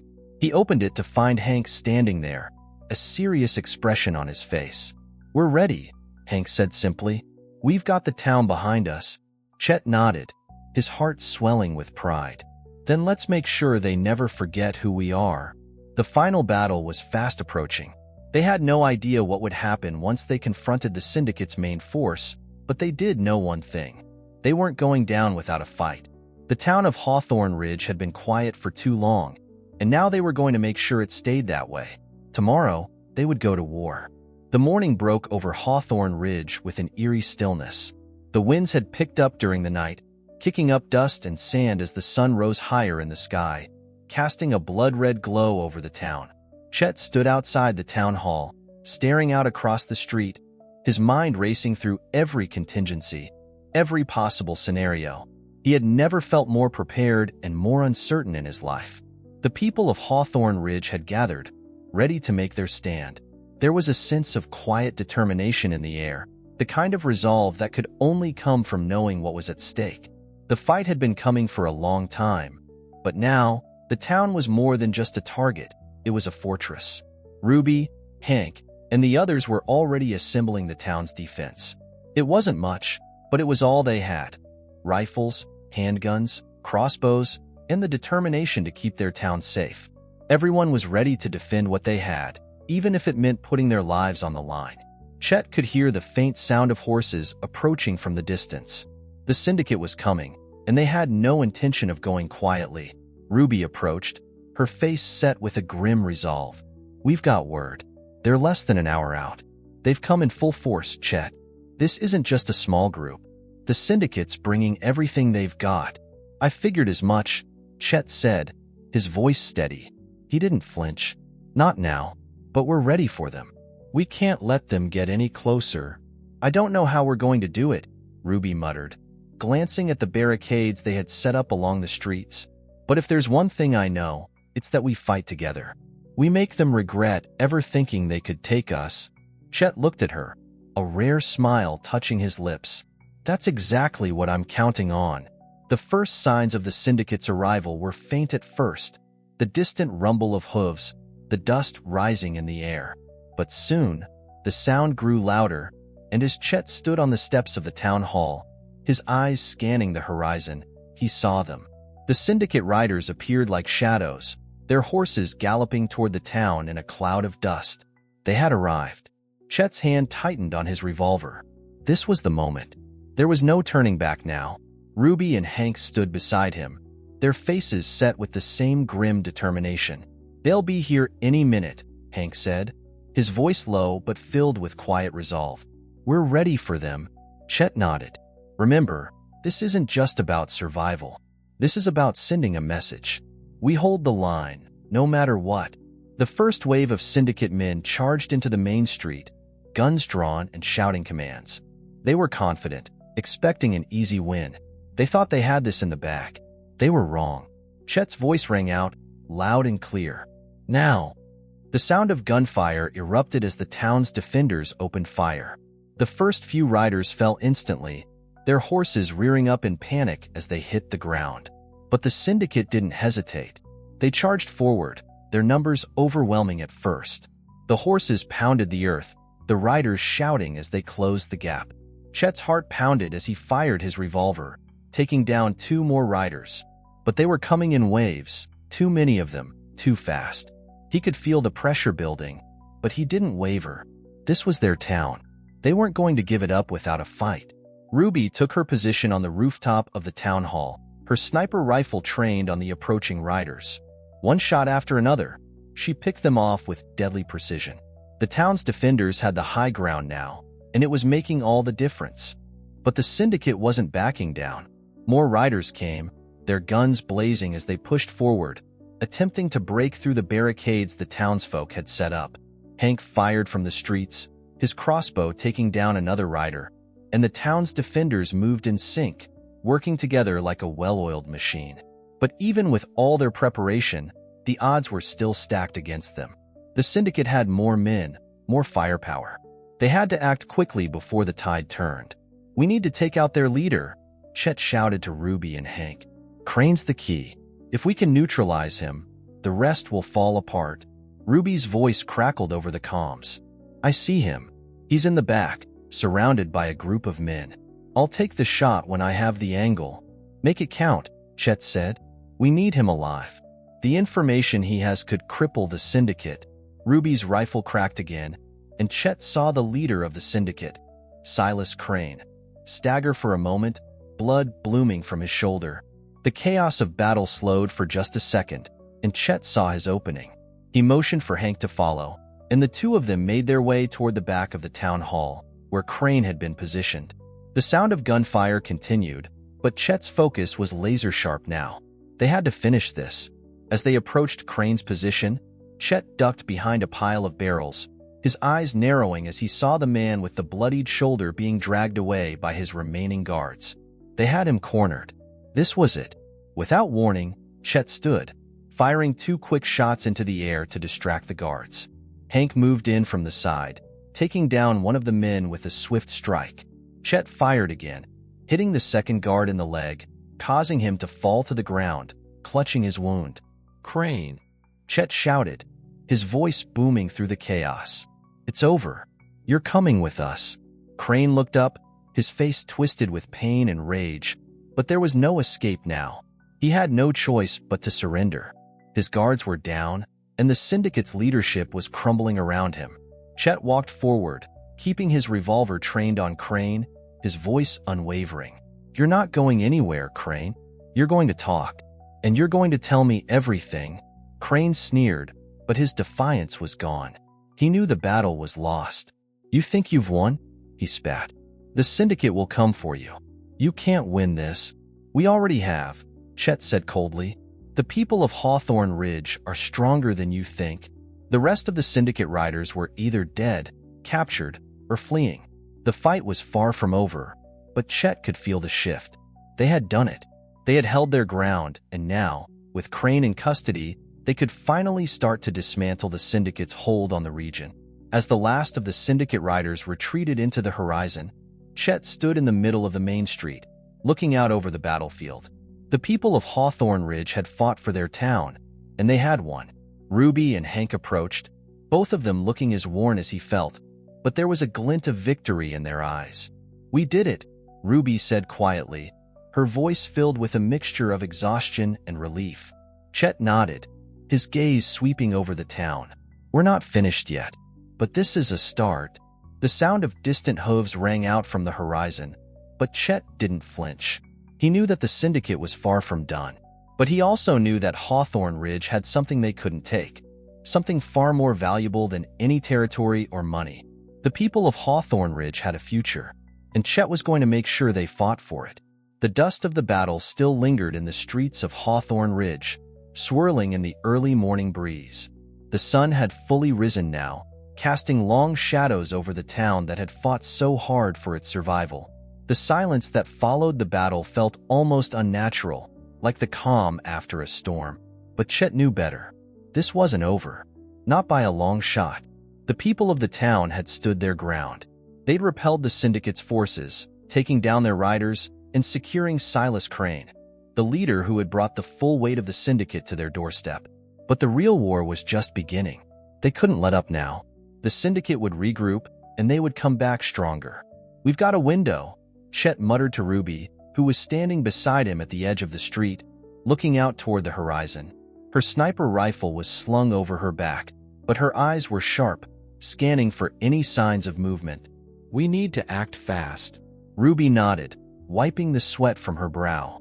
"The syndicate won't stop. Not after losing this many men. They'll send more. We have to find their main base of operations and take it out completely."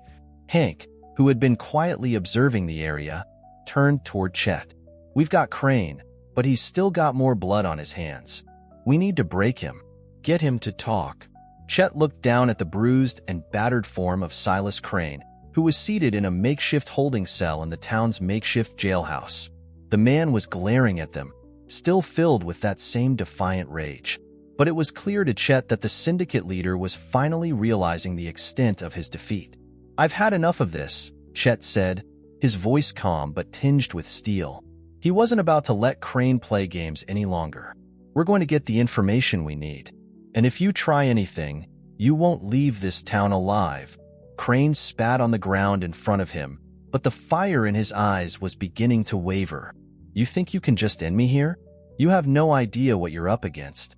The syndicate doesn't forgive. They'll hunt you down. We'll take our chances, Chet replied. But you're going to tell me everything now? The interrogation was intense, the kind that tested every ounce of Chet's patience. Crane was obstinate, his resolve still strong despite the blood, the bruises, and the pain. But Chet knew better than to rely on brute force alone. He needed to break the man mentally, get him to see that his life depended on the information he could provide. Ruby was the one who finally cracked him. She had a quiet strength that unnerved people, her calm demeanor masking a relentless, almost terrifying resolve. When she spoke, it wasn't with the force of violence, but with the quiet pressure of someone who knew exactly what needed to be said. "We can keep you alive, Crane," Ruby said, her voice soft but carrying a weight that made his eyes narrow. "But you won't like what happens next. The people of this town will make sure you never walk free again. The syndicate won't be able to save you." Crane stared at her for a long moment, his chest rising and falling with each breath. For a second, Chet thought he might not break.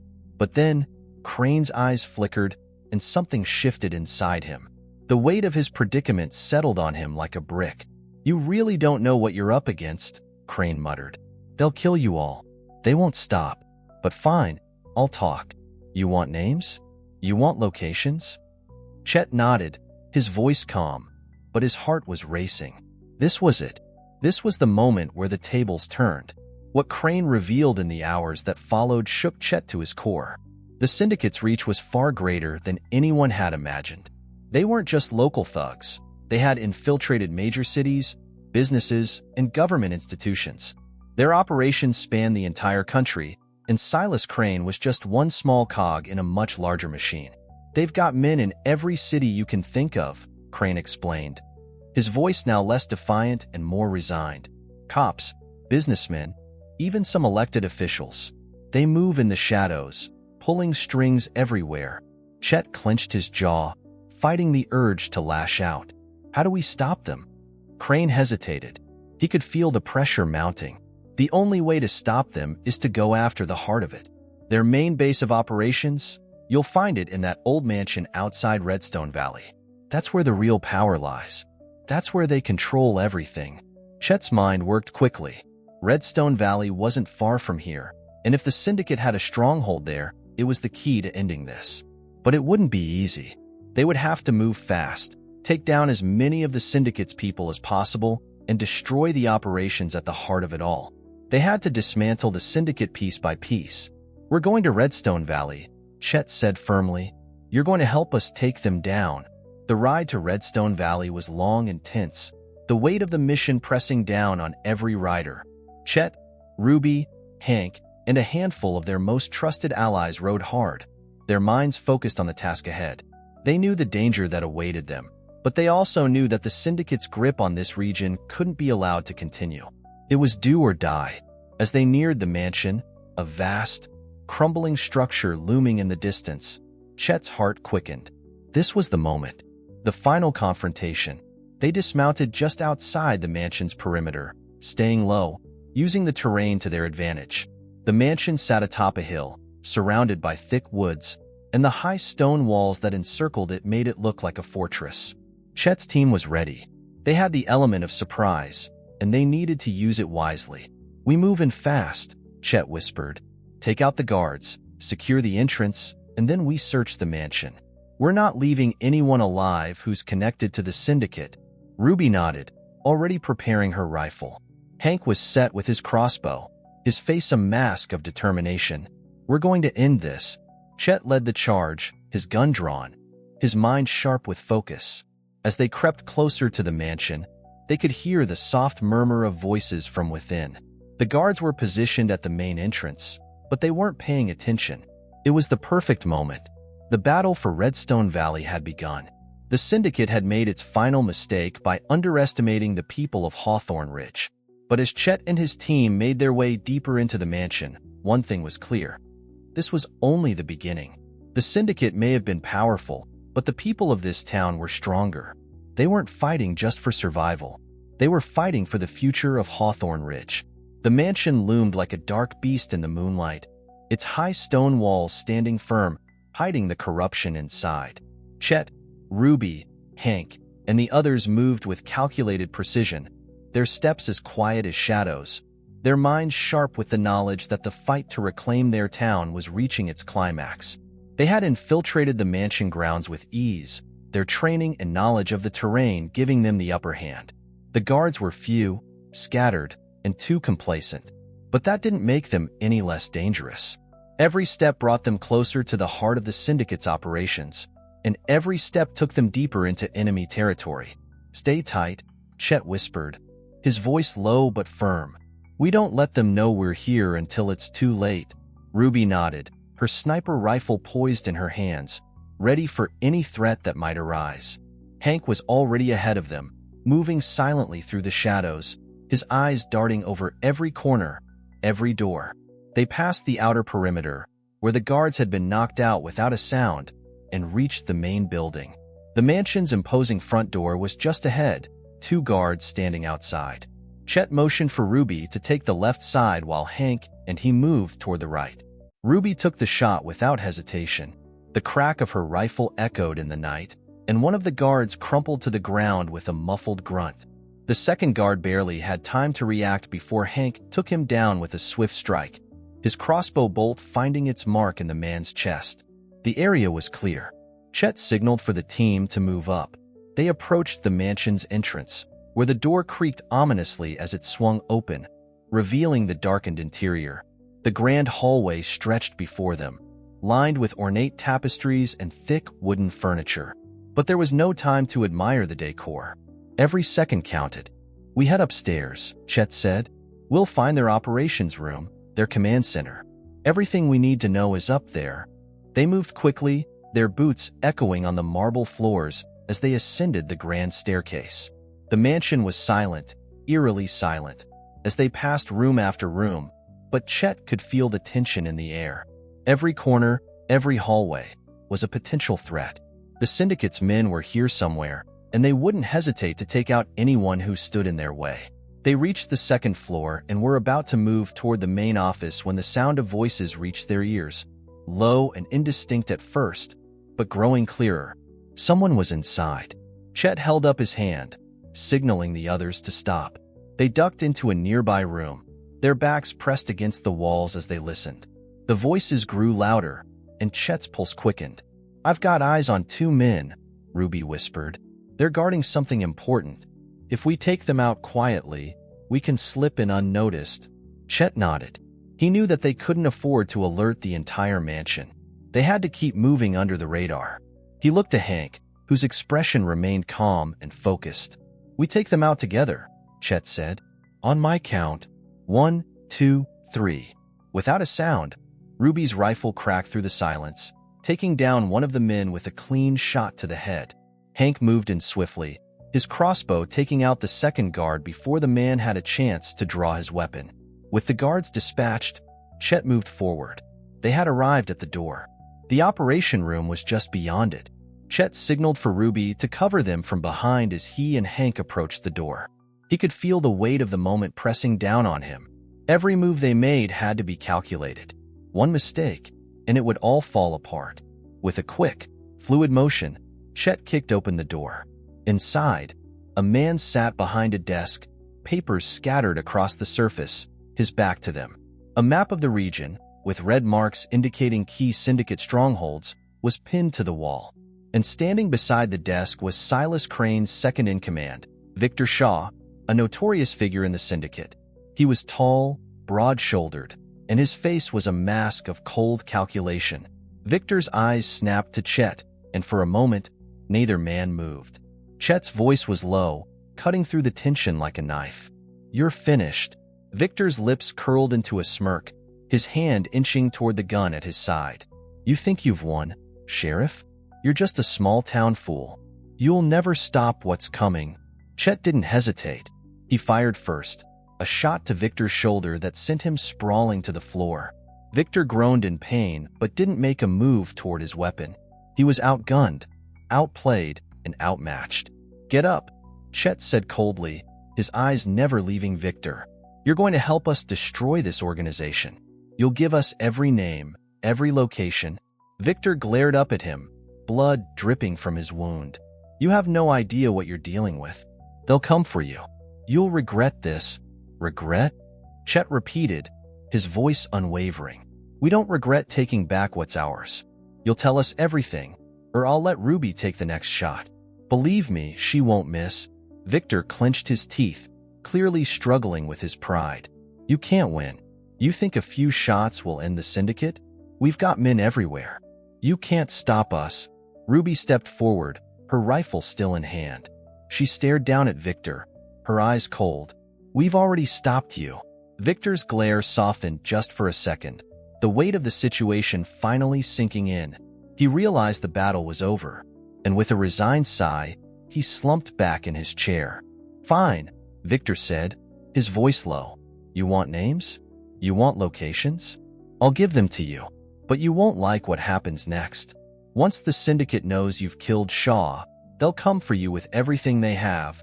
Chet leaned in, his eyes cold as steel. "We've been waiting for this. We're not going anywhere." In the following hours, the information they extracted from Victor Shaw proved to be a game-changer. The syndicate's hold was far-reaching, but their power base was more centralized than they had anticipated. Shaw's cooperation had given them a map of the syndicate's operations, with key targets highlighted for dismantling. The town of Hawthorne Ridge had endured more than anyone could imagine. But with Victor Shaw's cooperation, the syndicate's reign of terror was beginning to crumble, and Chet Kingston wasn't about to let up. They had come this far. No one would take it from them now. The hours following their capture of Victor Shaw were a whirlwind of action. Chet, Ruby, Hank, and the rest of their allies worked quickly to process the intelligence they had gathered from the syndicate's second-in-command. Shaw's cooperation had been grudging, but it had been enough to give them a foothold in the war against the syndicate. They now had a roadmap, both literal and figurative, that would lead them to the heart of the syndicate's operations. But Chet knew that the hard part was still to come. The syndicate wasn't about to let one of their own fall without retaliation. Shaw had made it clear. The moment they learned of his capture and the loss of their stronghold in Redstone Valley, they would send everything they had to crush them. They had one shot at this. They couldn't afford any missteps. "I've been going through Shaw's maps and notes," Ruby said, leaning over a table filled with documents. "They've got multiple hideouts and supply caches, but the real power is concentrated here." She pointed to a large estate marked in bold red on the map. "This is their central hub, their nerve center. We hit this, we cripple them." Chet studied the map, his mind whirring with possibilities. They had to strike now, before the syndicate could regroup. But it wouldn't be easy. The estate was heavily fortified, and their enemies were on high alert. They'd be walking into a trap, but they didn't have a choice. The syndicate had put everything on the line, and now, so would they. "We go in tonight," Chet said, his voice steady. "We take the fight to them. Hard. We don't give them a chance to breathe." As dusk fell over Hawthorne Ridge, the air grew tense with anticipation. The town had been preparing for this moment for days. Ever since they had taken down the syndicate's riders and captured Shaw, people moved quietly through the streets, gathering their supplies and checking their weapons. It wasn't just Chet and his team going to war. It was the whole town. Everyone had a stake in this battle. Ruby checked her rifle one last time before holstering it. "We'll need to move fast. If the syndicate has already begun regrouping, they'll be looking for any weakness they can exploit. We'll give them one they'll never recover from," Chet replied, his gaze steady. "This ends tonight." The journey to the estate took several hours. The sun had dipped below the horizon, and the moon cast long shadows over the landscape as they rode out, the wind whipping through their hair. The team moved in silence, their focus laser-sharp, knowing the stakes of what was about to unfold. As they neared the estate, Chet could feel the weight of the moment pressing down on him. This wasn't just about taking down a criminal organization. It was about making sure the town of Hawthorne Ridge had a future. He wasn't going to let the syndicate take that away. They arrived at the edge of the estate just as the first stars began to twinkle in the night sky. The mansion stood imposingly before them, surrounded by high walls and watchtowers. A handful of guards patrolled the perimeter, unaware of the threat closing in on them. "Ruby, Hank, "You're with me," Chet whispered, his voice low but firm. "We'll take the left flank, clear the guards, and make our way to the main building." The rest of the group would create a diversion, drawing attention away from their position while they infiltrated the estate's interior. The plan was simple, but it depended on timing and precision. Any mistake could cost them everything. They moved quickly, using the cover of the shadows to sneak past the guards. Ruby, ever the marksman, was the first to take action. Her rifle cracked, and one of the guards fell without a sound. Hank and Chet followed suit, taking out the other sentries with ruthless efficiency. There was no room for error. They couldn't afford to let anyone alert the rest of the estate. Once the guards were down, they moved toward the main building, their footsteps light but quick. The estate was heavily fortified, but Chet had trained for moments like this. Every movement, every decision, was made with the precision of a seasoned soldier. As they reached the outer door, Chet motioned for Ruby and Hank to cover him. He drew his revolver, checking the chamber one last time before pushing the door open. The room beyond was dark, but the faint glow of lantern light filtered through the cracks. Inside, they found the Syndicate's command center, a large, dimly lit room filled with maps, papers, and weapons. Several men were gathered around a table, discussing something in hushed tones. But when they saw Chet and his team enter, the conversation stopped and a tense silence filled the air. Chet didn't hesitate. He fired first, taking down the nearest man before he had a chance to react. Ruby followed, her rifle finding its mark in another's chest. The remaining men scrambled for cover, but they were outmatched. "Stay down," Chet barked, his voice a low growl. "This is over." But the remaining men weren't ready to give up. They drew their weapons, firing back in a desperate attempt to defend their position. The room erupted into chaos as the gunfire rang out, each shot a reminder of how high the stakes were. Hank moved swiftly, taking out one of the men with a brutal blow to the head. Ruby's rifle cracked again, and another man fell to the floor, blood staining the carpet. Chet was the last to fall into position, his gun steady as he took down the final man, his shot clean and precise.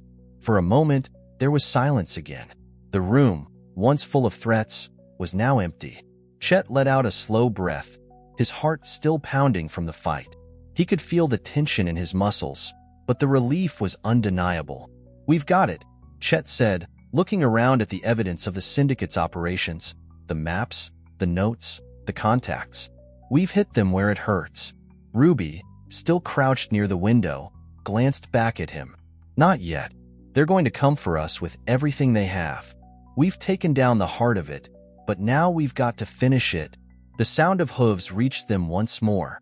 This time, the unmistakable thunder of a full-on charge. Chet's heart sank. The Syndicate wasn't done. They had been waiting for this. "Let's move," Chet said, his voice filled with urgency. "We've got what we need, but we have to get out of here." The plan had worked, but it was only the beginning. They weren't out of danger yet. The fight was far from over. As they made their way back toward the town, the full scale of what had just happened began to sink in. The Syndicate had been dealt a blow they wouldn't recover from easily. The operation had been crippled, and the evidence they had gathered would be the nail in the coffin. But Chet knew that they would never stop coming. The Syndicate was far-reaching, its tendrils embedded deeply in the fabric of the region. This fight might have been won, but the war was far from over. As they rode back into Hawthorne Ridge, Chet turned to look at the people he had fought so hard to protect. They were still standing. They were still free. And no matter what happened next, Chet Kingston and the people of Hawthorne Ridge would never back down. They had taken their town back. The sun was setting behind the hills as Chet and his team rode back into Hawthorne Ridge, the weight of their success mingling with the heavy knowledge that their battle was far from over. The Syndicate had been dealt a heavy blow with the destruction of their operations at Redstone Valley, but the war was still unfolding. There were more players involved, more power structures that needed to be dismantled, and Chet knew that victory was only a fleeting moment. The town was quiet as they entered. The streets, once filled with the sound of nervous whispers and anxious footsteps, were now lined with people who stood a little taller. Their eyes, once filled with fear, now held something else, hope. Chet dismounted, his boots landing heavily on the dirt road, as he surveyed the town that had been his home for so many years. It wasn't just a victory for him. It was a victory for everyone who had stood by him. The people of Hawthorne Ridge had chosen to fight. They had chosen to protect what was theirs, and in doing so, they had gained something far more precious than land or gold. They had reclaimed their freedom. But Chet wasn't fooled. He knew that this was just the beginning. The syndicate had lost a key asset, but their reach was far from limited. The real challenge would be ensuring that the victory they'd won here didn't slip through their fingers. If they were going to keep Hawthorne Ridge free, they needed to stay vigilant. "We've won a battle, but not the war," Chet said, his voice steady as he spoke to Ruby and Hank. "The syndicate isn't done. They'll regroup. We need to be ready." Ruby, who had been surveying the town with the same sharp eyes she always had, nodded. "They'll come. It's just a matter of when. But for now, we've got a little time to catch our breath." Hank, wiping sweat from his brow, added, "We'll take this victory and use it. Every piece of intel we've got, every name, every hideout. If we start striking at their foundation now, we can tear them apart." Chet looked over at the people of Hawthorne Ridge, who were beginning to gather in the square. The town was strong, but it had been through a lot. This was a time for healing, but also for preparation. The people needed to understand that the fight wasn't over. It was just entering its next phase. "Let's make sure they don't forget who we are," Chet said, a quiet fire in his words. "We don't back down. Not ever." The next morning, the town held a meeting in the square. There were no fancy speeches, no grand promises. Just the people of Hawthorne Ridge, standing together, their eyes focused on the future. Chet stood at the front, the weight of leadership heavier on his shoulders than ever before. "We've fought for this town, and we've won," Chet began, his voice strong, carrying through the crowd. "But I'm not going to lie to you. This isn't over. The syndicate will try to regroup. They'll send more men. They'll try to tear us apart from the inside." He paused, letting the words sink in. "But we won't let them. We're stronger than they think. And as long as we stand together, they don't have a chance." The crowd murmured in agreement, their faces hardening with resolve. This wasn't just Chet's fight, it was everyone's. They had tasted victory, but they knew the price that came with it. "We need to stay vigilant," Chet continued. "We'll continue striking at their roots. But more importantly, we'll rebuild. We'll make sure they know that Hawthorne Ridge isn't for sale. It's ours. And we'll fight to keep it that way." As Chet finished speaking, the crowd erupted into applause. There was no cheering, no celebration, just a quiet acknowledgement that the town was united. The people of Hawthorne Ridge weren't going to let their home fall into the hands of criminals. Not now, not ever. Ruby stood beside Chet, her expression thoughtful but resolute. "They're ready, Chet. They've seen what we can do." Chet nodded. "We've got more work to do, but we'll get it done. The town's got its back against the wall, but we've got the right people in place. We'll take them down piece by piece.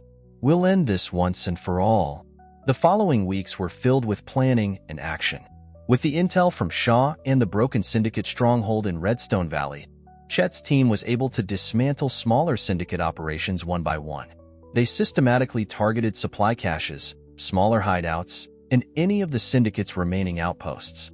Every move they made hit harder than the last.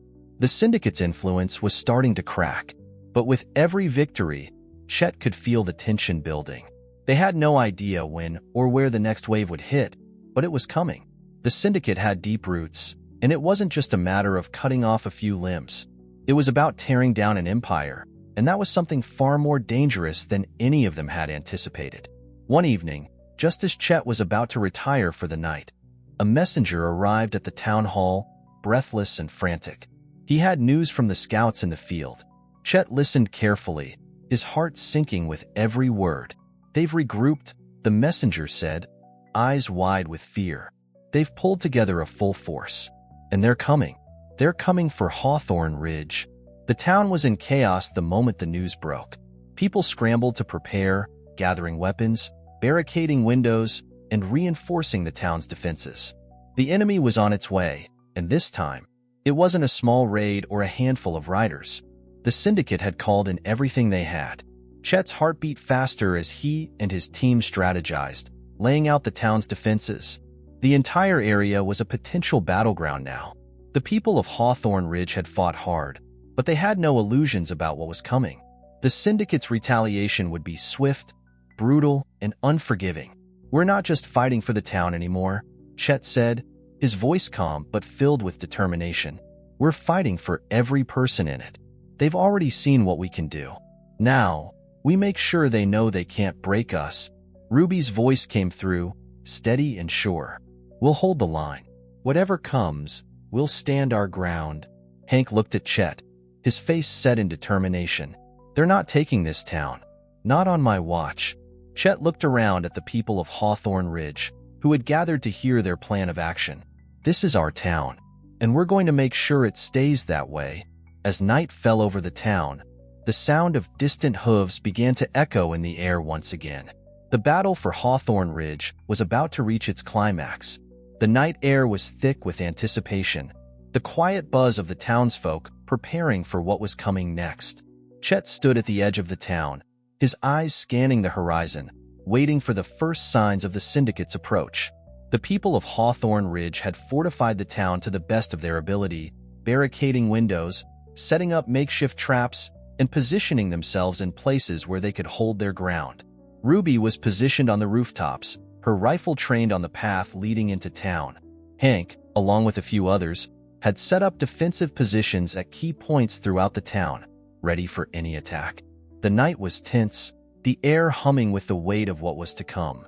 They knew the syndicate wouldn't go down without a fight, and they wouldn't stop until they had wiped them out completely. "We hold them here," Chet said, his voice quiet but resolute, as he gathered with his team. "We make them regret ever thinking they could take this town." Hank nodded. "We won't let them have it. Not now. Not after everything we've fought for."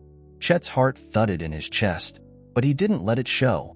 He had been in worse situations, and this was for the future of the town, the people who had chosen to stand with him. He wouldn't let them down. The sound of hooves grew louder in the distance, and the first flash of torches flickered in the distance. The syndicate was coming. "Ruby, you've got the first line," Chet ordered, his voice cutting through the quiet. "Take out the scouts and any that try to break through the barricades. Hank, I need you on the right flank with the others. I'll hold the center." Ruby's voice crackled through the comms, calm but deadly. "Understood. I won't let them get past me." Hank gave Chet a final nod. "We're ready." With a final look toward the approaching threat, Chet drew his revolver, the weight of it a familiar comfort in his hand. This was it. The syndicate had underestimated them once before. They wouldn't make that mistake again. The first shots rang out just after the moon dipped behind a cloud. Ruby's rifle cracked through the silence, and one of the scouts from the syndicate dropped off his horse with a heavy thud. The others in the group scattered, trying to take cover, but Ruby didn't give them a chance to regroup. Each shot was precise, and within seconds, 4 more riders fell, their horses spooked and running wild. "Good work, Ruby," Chet murmured under his breath, his eyes scanning the horizon as he prepared for the next wave. The main force was not far behind. The heavy thud of hooves grew louder, and Chet could see the first wave of syndicate riders cresting the hill. There were at least 20 of them, riders armed with rifles, pistols, and machetes, their faces twisted in anger as they charged toward the town. Chet's heart beat in time with the sound of the horses. The battle had begun. "Stay focused," Chet called out, raising his revolver and firing into the air to signal the start of the conflict. "Hold the line. Don't let them breach the gates." The syndicate riders closed the distance quickly, but Chet's team was ready. Hank's crossbow took out one of the riders in the front, sending him crashing to the ground. The remaining men slowed their charge, realizing they were being picked off one by one. Ruby's next shot hit the rider at the rear of the group, sending another to the dirt. "Move up," Chet barked. The rest of the townsfolk, armed with rifles, pistols, and anything else they could use, took their positions, firing in unison. The syndicate riders struggled to maintain their momentum as they came under fire from all sides. They were trained, but they hadn't counted on the townspeople fighting back with such ferocity. "You're not taking this town," Chet growled as he fired again, his revolver kicking in his hand. "This is our home." The sound of gunfire was deafening as both sides exchanged fire. Chet was aware of every movement, every shot fired, his instincts honed over years of fighting for survival. But the syndicate wasn't backing down. They continued to charge, pushing forward in waves. The clash of metal against metal rang through the streets as the townsfolk fought tooth and nail to protect what was theirs. More coming, Ruby shouted over the comms, her voice filled with urgency. They've got reinforcements. We need to hold them off or we'll be overrun. Chet's mind raced. There was no way they could take on this many riders alone. The syndicate had come with everything, but he wasn't going to back down. Not now. Get to the barricades, Chet ordered. Everyone, to the walls. Don't let them through. The battle intensified as the syndicate pushed forward. Riders clashed with townsfolk, the sound of gunfire and shouts filling the air. Chet stood at the center of it all, his gun steady as he fired at anything that moved. He could hear the shrill cry of a horse, the thud of boots on the ground, and the desperate shouts of his people as they fought to defend their homes. Ruby's voice came over the comms again, tense and breathless. They're pushing hard. I can't stop them all. We need help. But it was too late. The tide was turning. The syndicate was closing in from all sides. Chet's heart pounded in his chest as he made a split-second decision. Fall back to the town center. We regroup and hold them there. Hank and the others moved quickly, retreating to the center of town where the barricades were strongest. Chet followed, keeping an eye on their flanks as they moved. The syndicate was right on their heels, but they couldn't stop now. Not when the town's future was at stake. As they reached the town square, Chet took a moment to assess the situation. The syndicate was closing in fast, but they were tired. They had been fighting all night, and so had Chet's team. Get ready, Chet shouted. Hold your ground. The townsfolk, their faces set with resolve, prepared for the final push. They would stand their ground, no matter what. But then, just as it seemed like the syndicate would break through, the unexpected happened. The sound of galloping hooves reached their ears, but this time, it was different. It was too many hooves, and they were coming from the opposite direction. Reinforcements? Ruby asked, her voice confused but hopeful. And then, through the dust and smoke, a group of riders appeared on the horizon. But these weren't syndicate men. These were their own. The Marshals. Marshal Harris. Chet shouted, his voice breaking through the chaos. The Marshals, along with a group of well-armed riders from nearby towns, charged in, flanking the syndicate's men. The tables had turned. The syndicate had been ambushed. With the arrival of the reinforcements, the tide shifted. The syndicate men, caught between the forces of Hawthorne Ridge and the Marshals, faltered. They had nowhere to retreat to. Now, they were the ones surrounded. Chet gave the signal, and the final confrontation began. With the Marshals backing them up, the remaining syndicate forces were taken down one by one. The battle that had seemed so dire just moments before began to unravel in the townsfolk's favor. And as the last of the syndicate riders were brought to the ground, Chet stood tall, looking out over the wreckage. The syndicate had been crushed, their reign of terror shattered by the combined efforts of the people of Hawthorne Ridge and the Marshals. It was over, for now. But Chet knew, deep in his bones, that the victory was only temporary. The syndicate would regroup, and when they did, they would come back. But as long as he stood with the people of Hawthorne Ridge, they would never give up. They would always fight, and they would never let their town fall again. The dust from the battle still hung in the air, settling slowly over the town.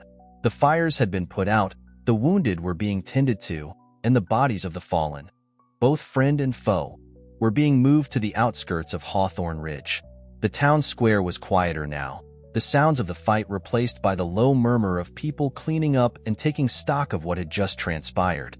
Chet stood at the edge of the square, his back to the town, eyes scanning the horizon. It had been a brutal fight, but they had won. The syndicate's forces had been decimated, and the remaining members were either captured or on the run. It felt like a victory, a hard-earned one. But Chet knew that it wouldn't last long if they didn't stay vigilant. Not bad for a small-town sheriff, Ruby said, approaching him from behind, her voice teasing but with an edge of respect in it. Chet turned to her, his face still set, though there was a hint of satisfaction in his eyes. "We've only just begun," he said, his tone serious. Ruby raised an eyebrow. "You think they'll come back?" You saw the look on their faces. They were broken. "For now, it's over." "Maybe," Chet replied. "But you know as well as I do, an organization like theirs doesn't just disappear overnight. They'll regroup. They'll come back for us. It's not over until we tear them down completely." Ruby nodded, her gaze shifting over the town. "You're right.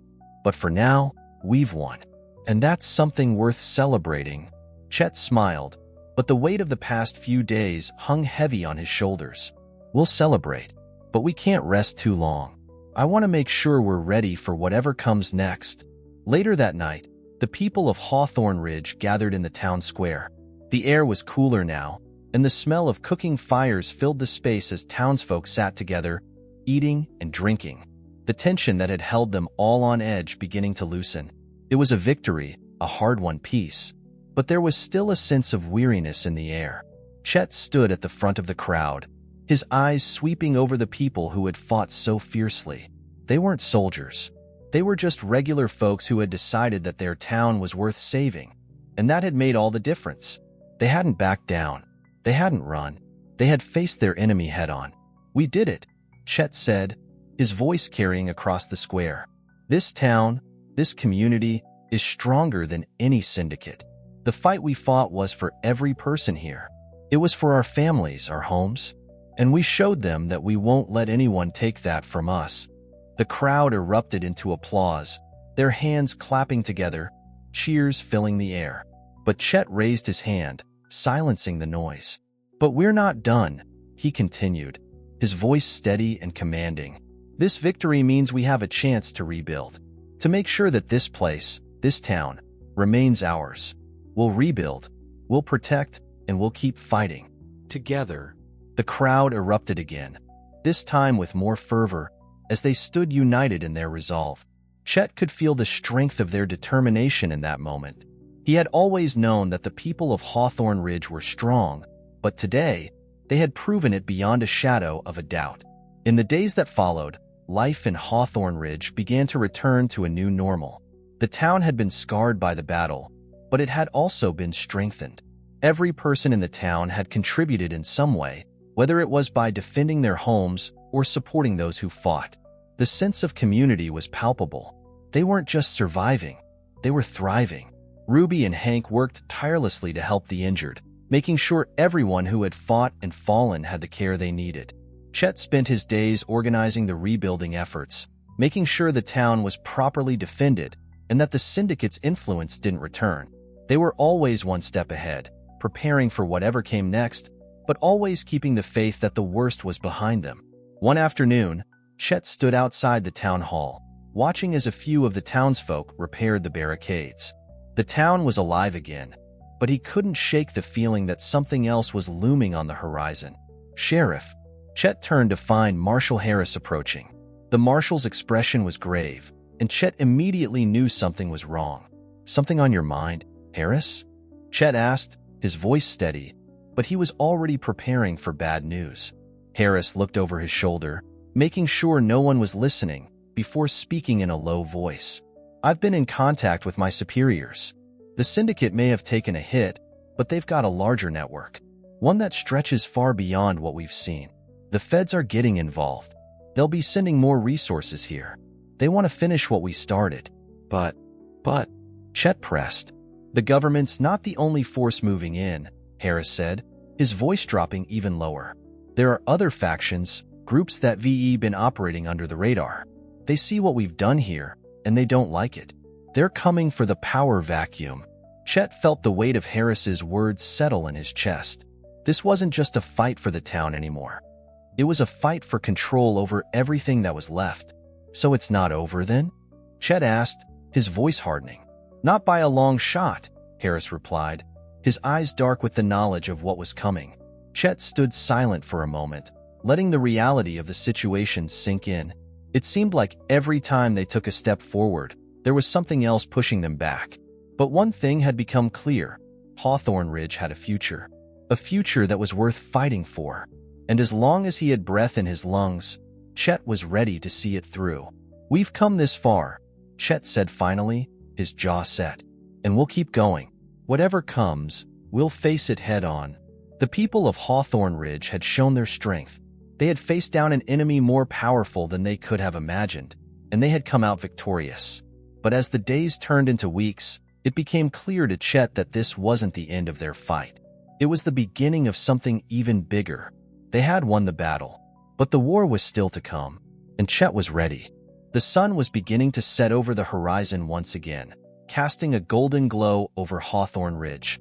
The streets, though still scarred by the battle that had taken place, were filled with a quiet energy, an energy that came from the hard work of rebuilding, from the people who had stood strong in the face of unimaginable odds. The town had survived. They had fought back against the syndicate, and now, with the worst behind them, it was time to rebuild. But Chet knew the battle wasn't truly over. The fight for Hawthorne Ridge, for its future, had only just begun. There were still forces out there, both seen and unseen, that sought to claim what the people had fought so hard to protect. As Chet walked through the town, his boots kicking up the dust of the recently repaired streets, he couldn't help but notice the changes. There was a sense of unity in the air that hadn't been there before. People worked together. Neighbors who had never spoken to each other now shared resources, helped each other, and made sure the town was stronger than it had ever been. Chet could feel the weight of their trust in him, in all of them, and it was a responsibility he would carry with everything he had. "Sheriff," came a voice from behind him. Chet turned to see Marshal Harris, looking more serious than ever. "Something on your mind, Harris?" Chet asked, noticing the grim look on his face. "I've been getting reports from the feds," Harris replied, his tone low and cautious. "The syndicate's influence goes deeper than we thought. They're scattered, sure, but there's still a network of people loyal to them.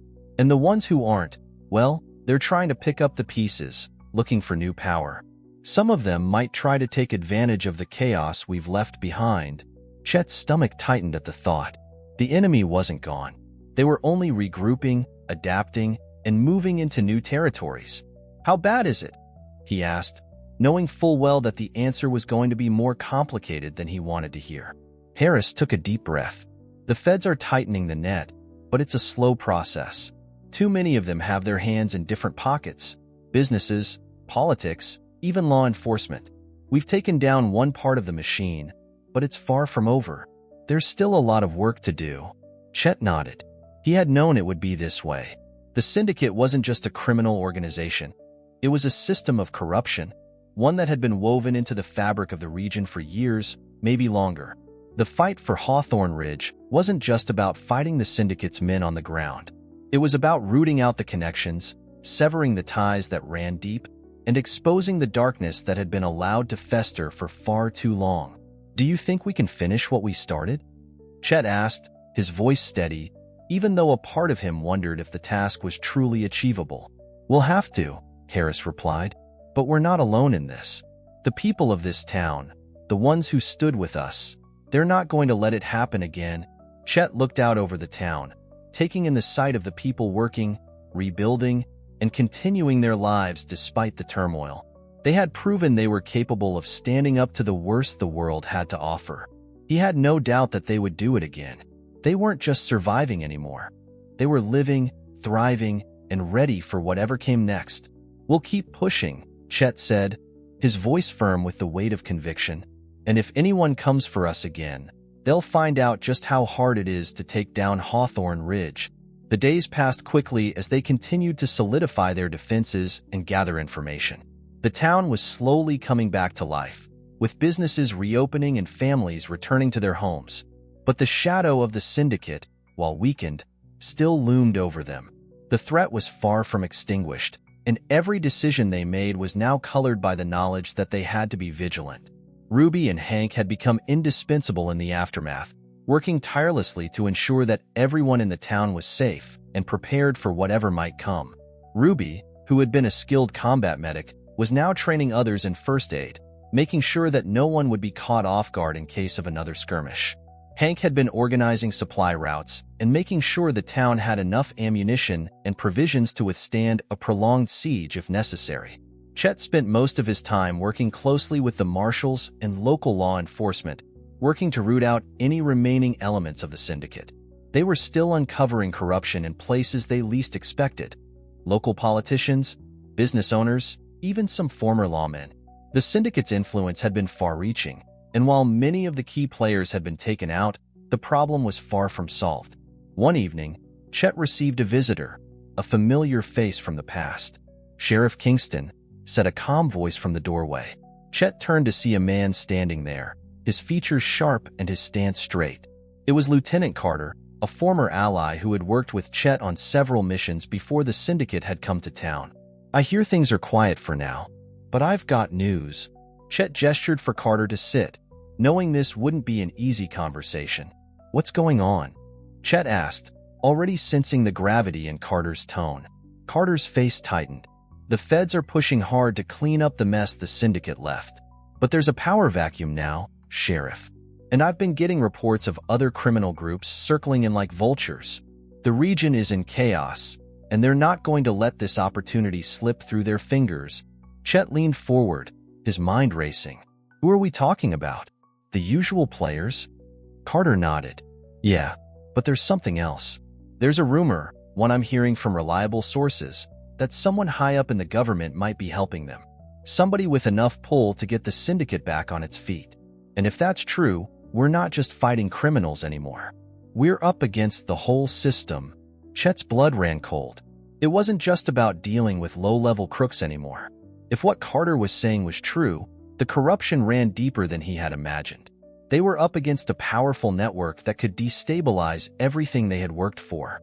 "Then we have no choice but to go after it all," Chet said firmly. "We're not letting them rebuild. Not after everything we've done." Carter looked at him with a sharp gaze. "You're not alone in this, Sheriff. But you have to move fast. These groups are already making their moves, and they're waiting for the right moment to strike." Chet stood up, his decision clear. "We strike first. We tear down every last one of their operations, and we take this fight all the way to the top. It's time to end this once and for all." The next chapter in the battle for Hawthorne Ridge was about to unfold. Chet and his team, with the support of the townspeople, would face their biggest challenge yet, taking on not just the remnants of the syndicate, but the shadowy figures that helped sustain its power. The war wasn't over, but Chet was ready to see it through, whatever the cost. The people of Hawthorne Ridge had made their stand, and now they were about to make their final push. The days since their victory over the syndicate had been filled with both triumph and tension. While the people of Hawthorne Ridge celebrated their hard-won peace, Chet felt a gnawing unease. There was something in the air that told him the real battle was still ahead. The victory had been hard-earned, but the aftermath was proving to be far more complicated than anyone had anticipated. Chet spent his days working with Marshal Harris and the remaining lawmen, trying to piece together the remnants of the syndicate's operations. Ruby and Hank were tirelessly running drills, ensuring that everyone in the town was ready to defend it if necessary. They had all seen the chaos that had descended upon them before. They weren't about to let it happen again. One evening, Chet sat alone in the sheriff's office, going over the intelligence they had gathered.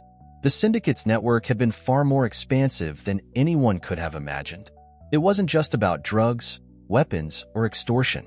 The syndicate's influence had reached deep into the foundations of the region's economy and political structure. Local government officials, law enforcement, and even some respected businessmen had been on their payroll. But what troubled Chet the most was the new development, the rumor that someone high up in the government had been supporting them, a shadowy figure who had been pulling strings from behind the scenes. The syndicate might have been broken, but if someone with enough power was still lurking in the background, they were far from safe. The door to the office creaked open, and Chet looked up to see Ruby standing there, her expression serious. "Got something for you," she said, her voice calm but filled with urgency. Chet stood up, his heart picking up its pace. "What's going on?" Ruby handed him a set of papers, her eyes never leaving his. "We've been digging through some of Shaw's intel, and we found something. The name keeps coming up, Thomas Burkhart. He's been working behind the scenes, using his influence to fund and support the syndicate. He's a government contractor, but nobody's ever really questioned him.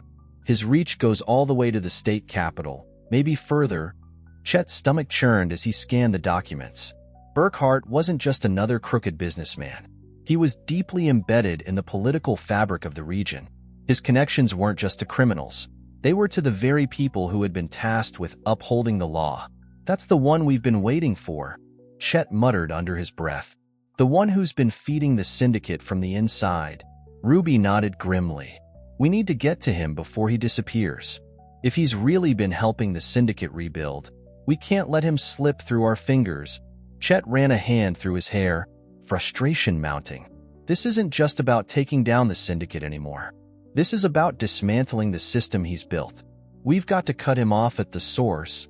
The following day, Chet and Ruby headed to the capital, determined to find Burkhart and bring him to justice. The town of Hawthorne Ridge was in good hands with Hank and the others, but Chet knew that this next step was critical. They couldn't afford to wait any longer.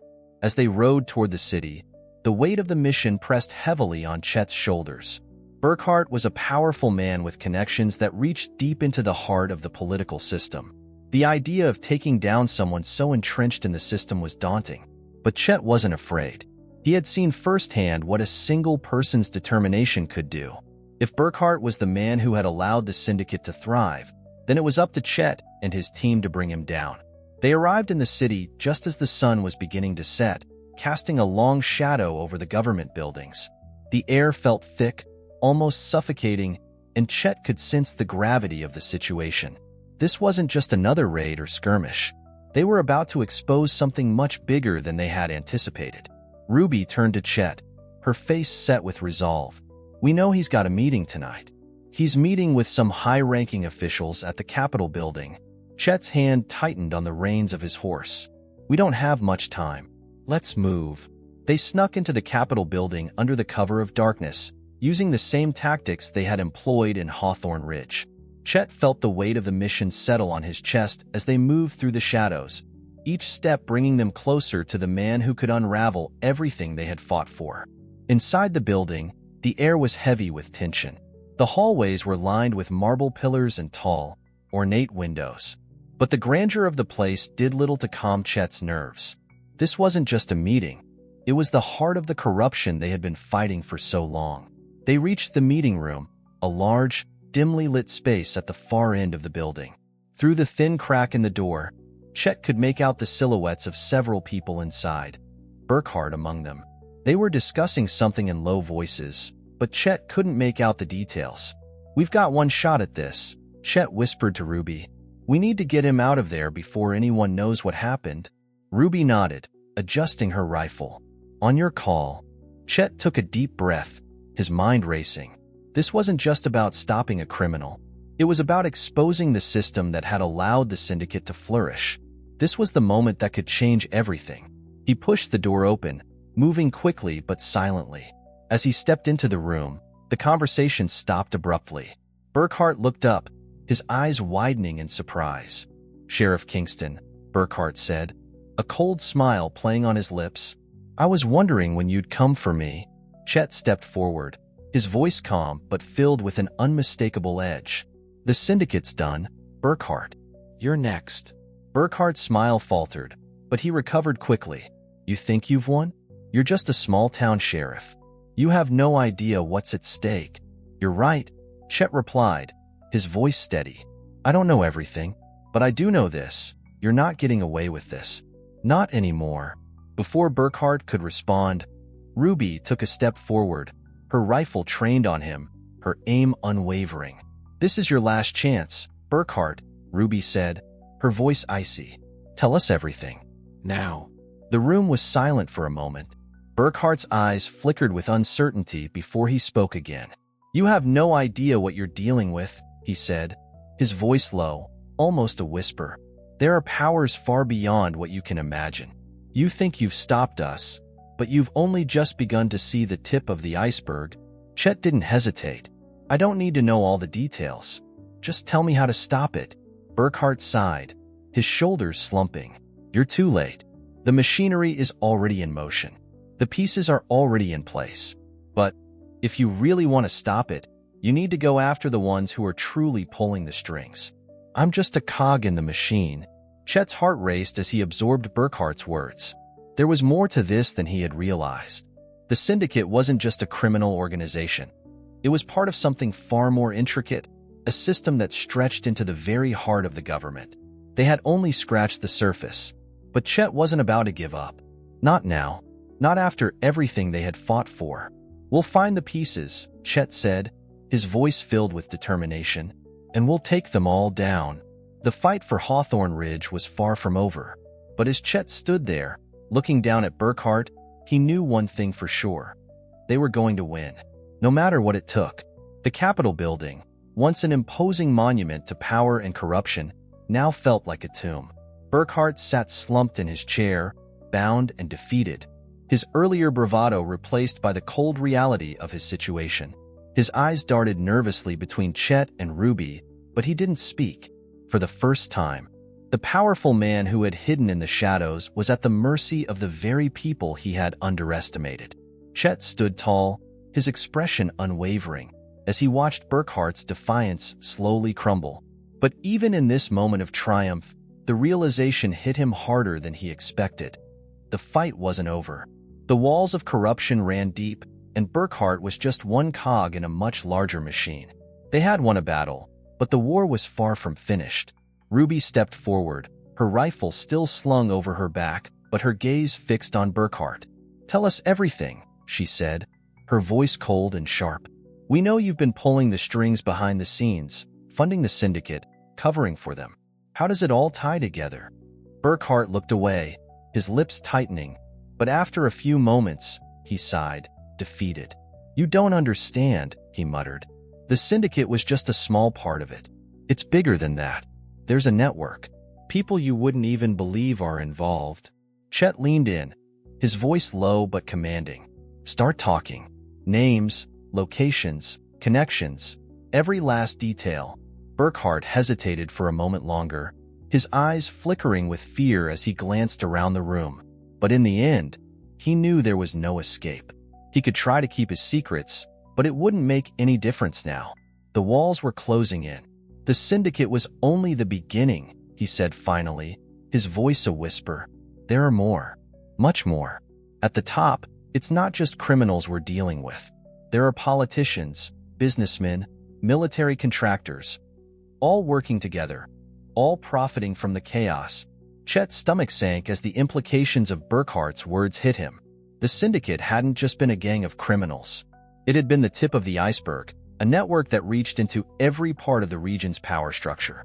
They had made their money from drugs, extortion, and violence, but they had been protected, empowered by the very institutions that were supposed to keep the peace. Burkhart continued, his voice shaking. "There's a man. His name is Samuel Turner. He's the one who coordinates everything. He's the one who funded the syndicate, who made sure it stayed alive even when you were taking it down. He's untouchable. He's the one you need to go after." Chet's mind raced as he processed the information. Turner was the key. If they could take him down, they could unravel the entire network. But it wasn't going to be easy. Turner was powerful, probably more powerful than Burkhart ever was. "How do we get to him?" Chet demanded, his voice tight with urgency. Burkhart hesitated, his fear now palpable. "You can't just go after him, Sheriff. He's got his hands in everything. He controls the police, the government. If you make one wrong move, the whole system will collapse on you. But I'll tell you this, he's been working out of a compound in the mountains. He's got his own private army there, heavily armed, well-trained. It's a fortress." Ruby's eyes narrowed. "When?" "Soon," Burkhart whispered. "He's scheduled a meeting with some of his partners. He'll be there, coordinating their next moves. If you want to stop him, now's your chance." Chet turned to Ruby, his mind already calculating their next steps.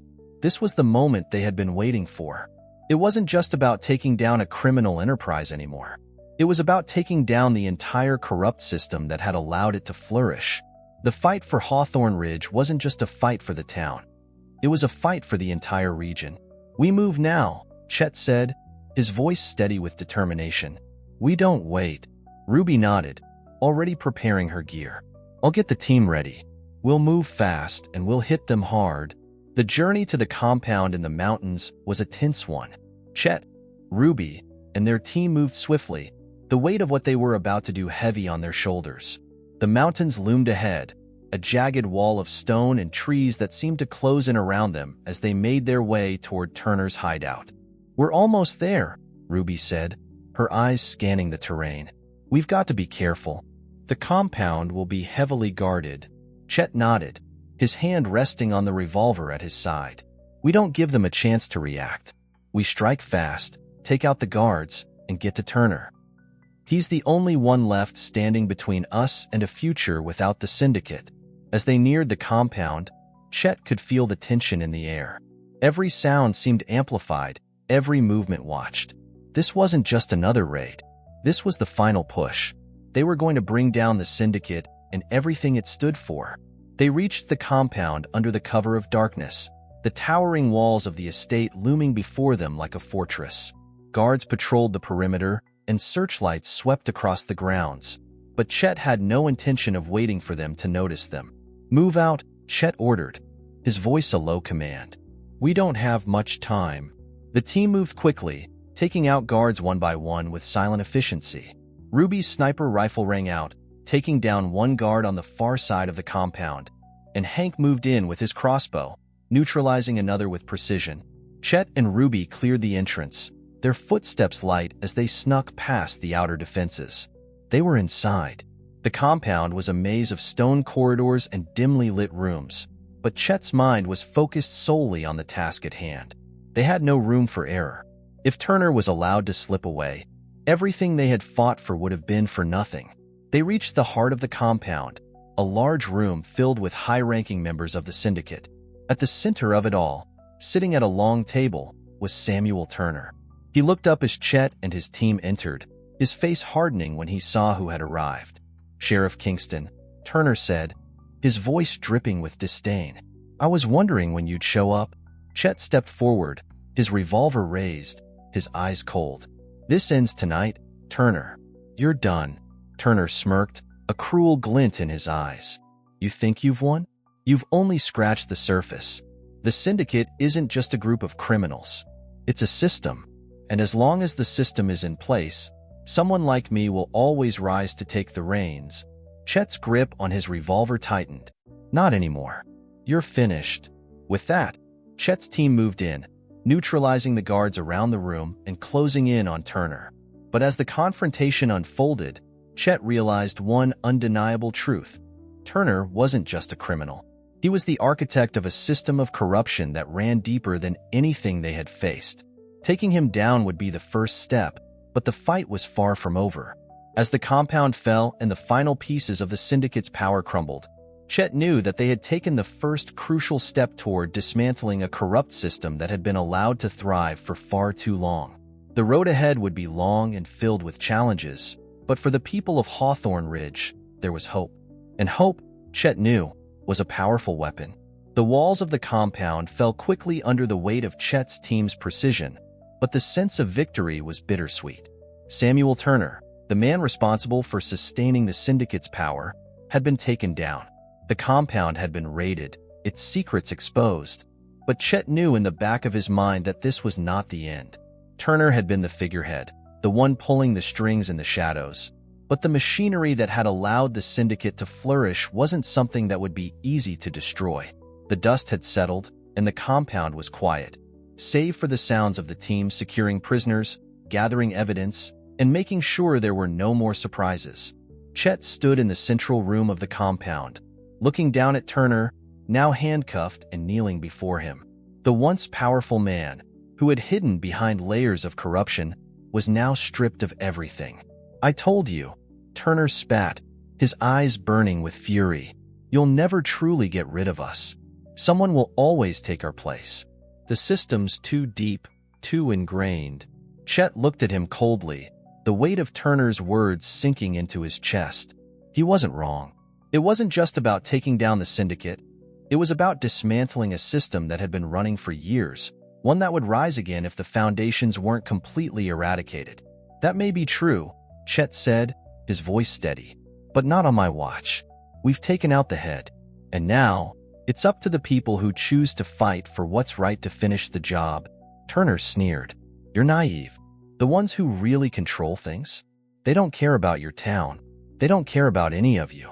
They'll just sweep you aside when the time comes. Chet didn't respond immediately.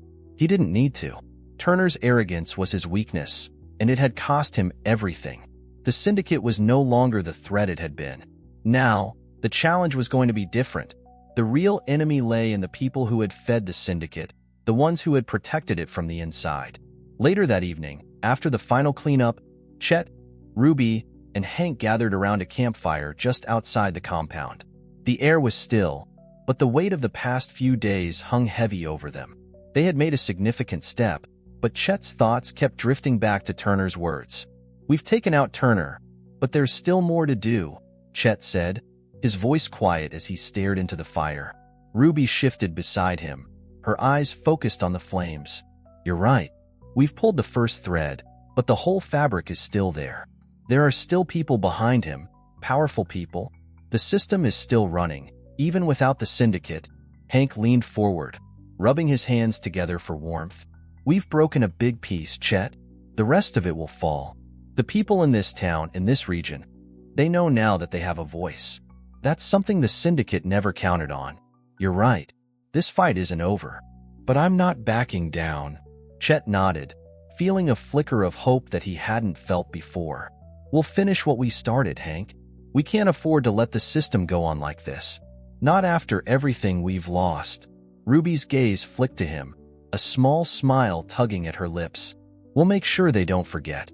The people of this town have seen what we can do, and if we keep at it, we can show them that the system can change." Chet let out a slow breath, feeling the fire warm his face. "We'll take it one step at a time. We've made it this far. We won't stop now." The journey back to Hawthorne Ridge was quiet, but filled with an undeniable sense of resolve. The town was waiting for news, but Chet knew that what they had just accomplished would change everything. Hawthorne Ridge wasn't just a town anymore. It was a symbol. It had withstood the storm, fought back against one of the most powerful criminal networks in the region, and come out victorious. But now, with Turner's capture, the real work began. The corrupt system was deep, but the people of the town had proven their strength. They had stood up for their town, for their families, for what was right. And now, Chet was going to make sure that the fight didn't stop here. He couldn't afford to back down, not after all they had sacrificed. As they entered the town, the sun was setting behind the hills, casting a golden glow over the streets. People were already gathering, eager to hear the news. Word had spread quickly about the capture of Turner and the fall of the syndicate's compound, and the town was alive with energy that hadn't been there just a few days ago. Chet dismounted in the town square, his heart swelling with pride as he looked at the people who had stood by him through it all. This was their victory, and he wasn't about to let them forget it. "We did it," Chet said, raising his voice so the crowd could hear him. "The syndicate's done. Turner's in custody. But this isn't the end. This is the beginning.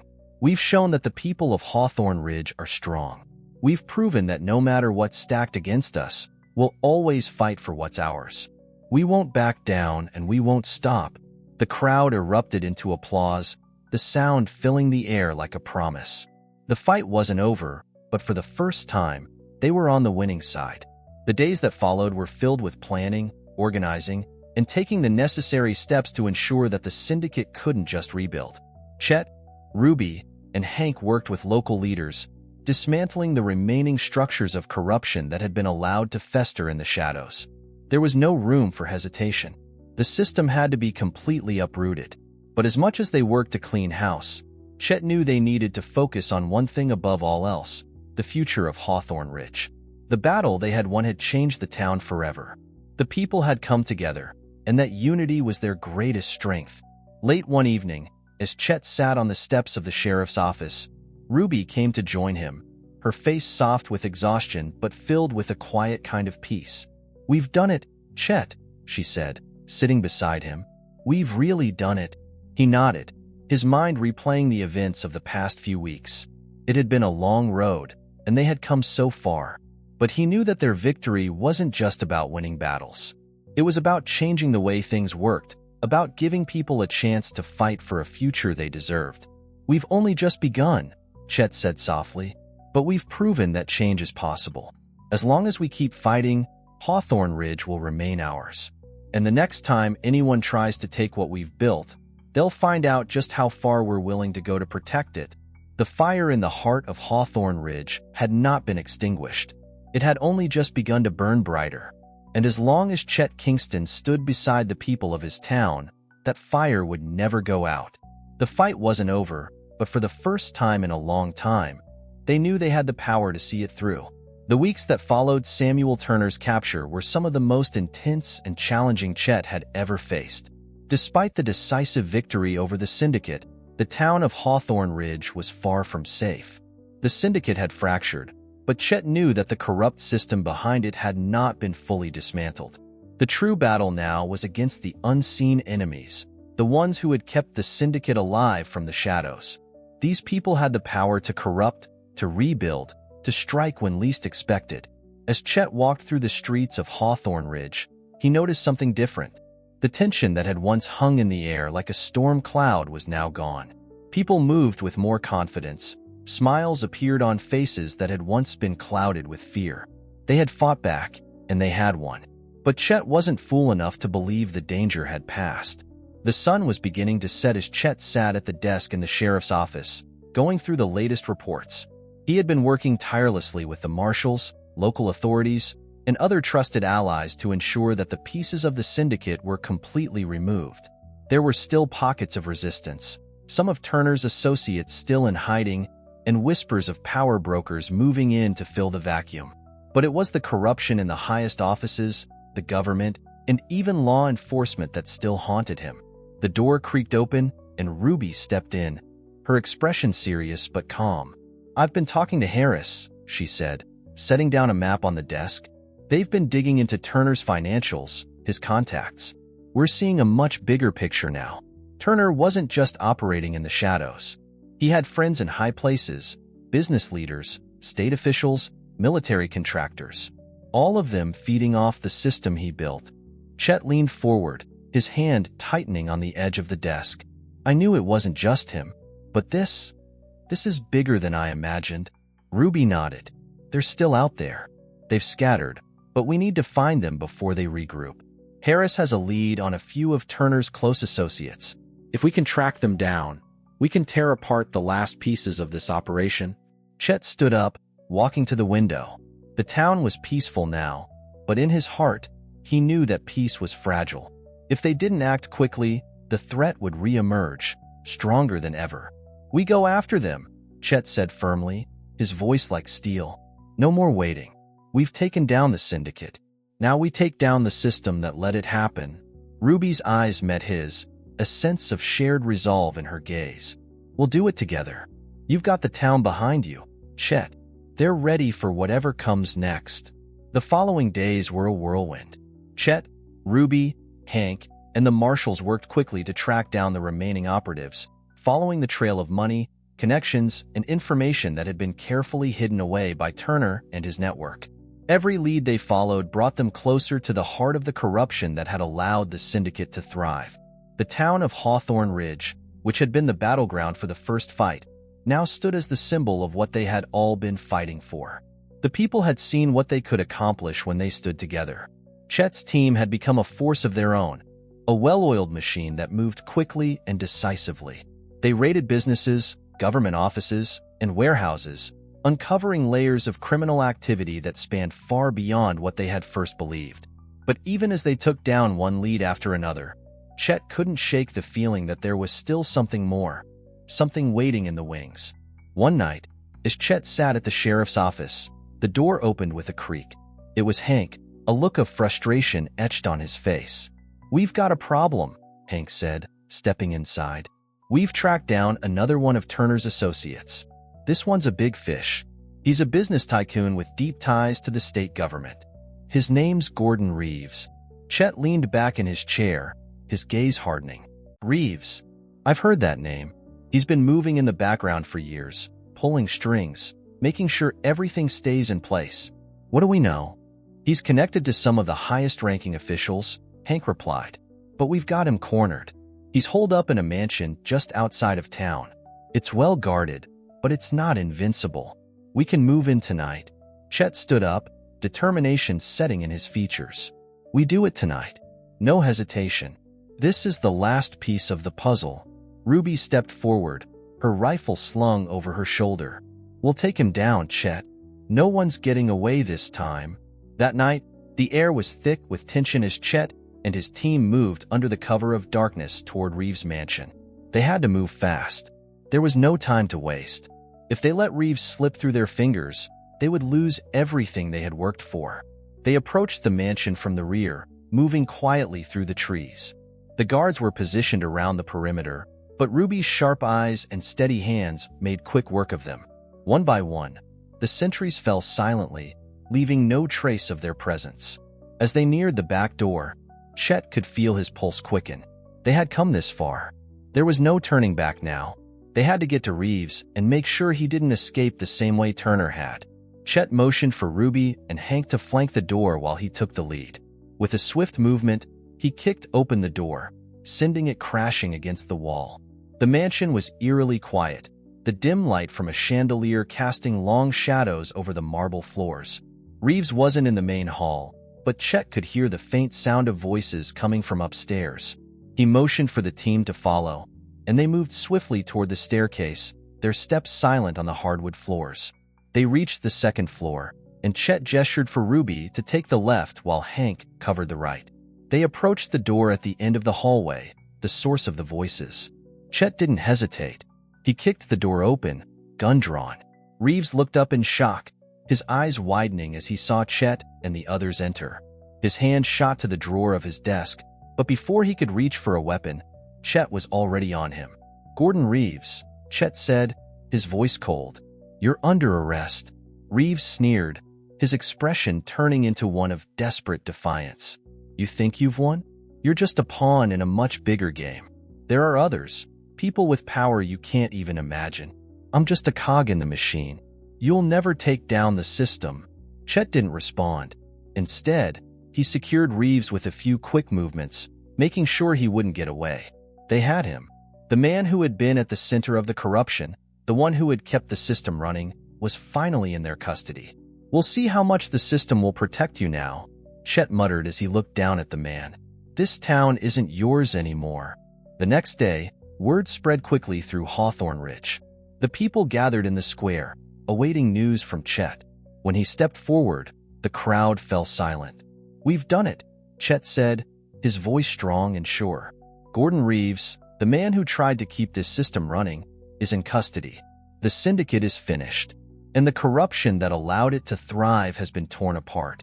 This is just the beginning, but today, we've taken a major step toward making this town, this region, a place where justice and freedom can stand, free from the shadows that have haunted us for far too long."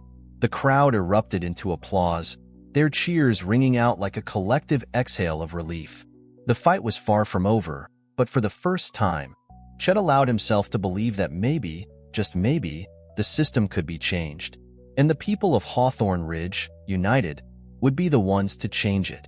The battle for Hawthorne Ridge had taken many forms, and each fight had shaped the town into something stronger, more resilient.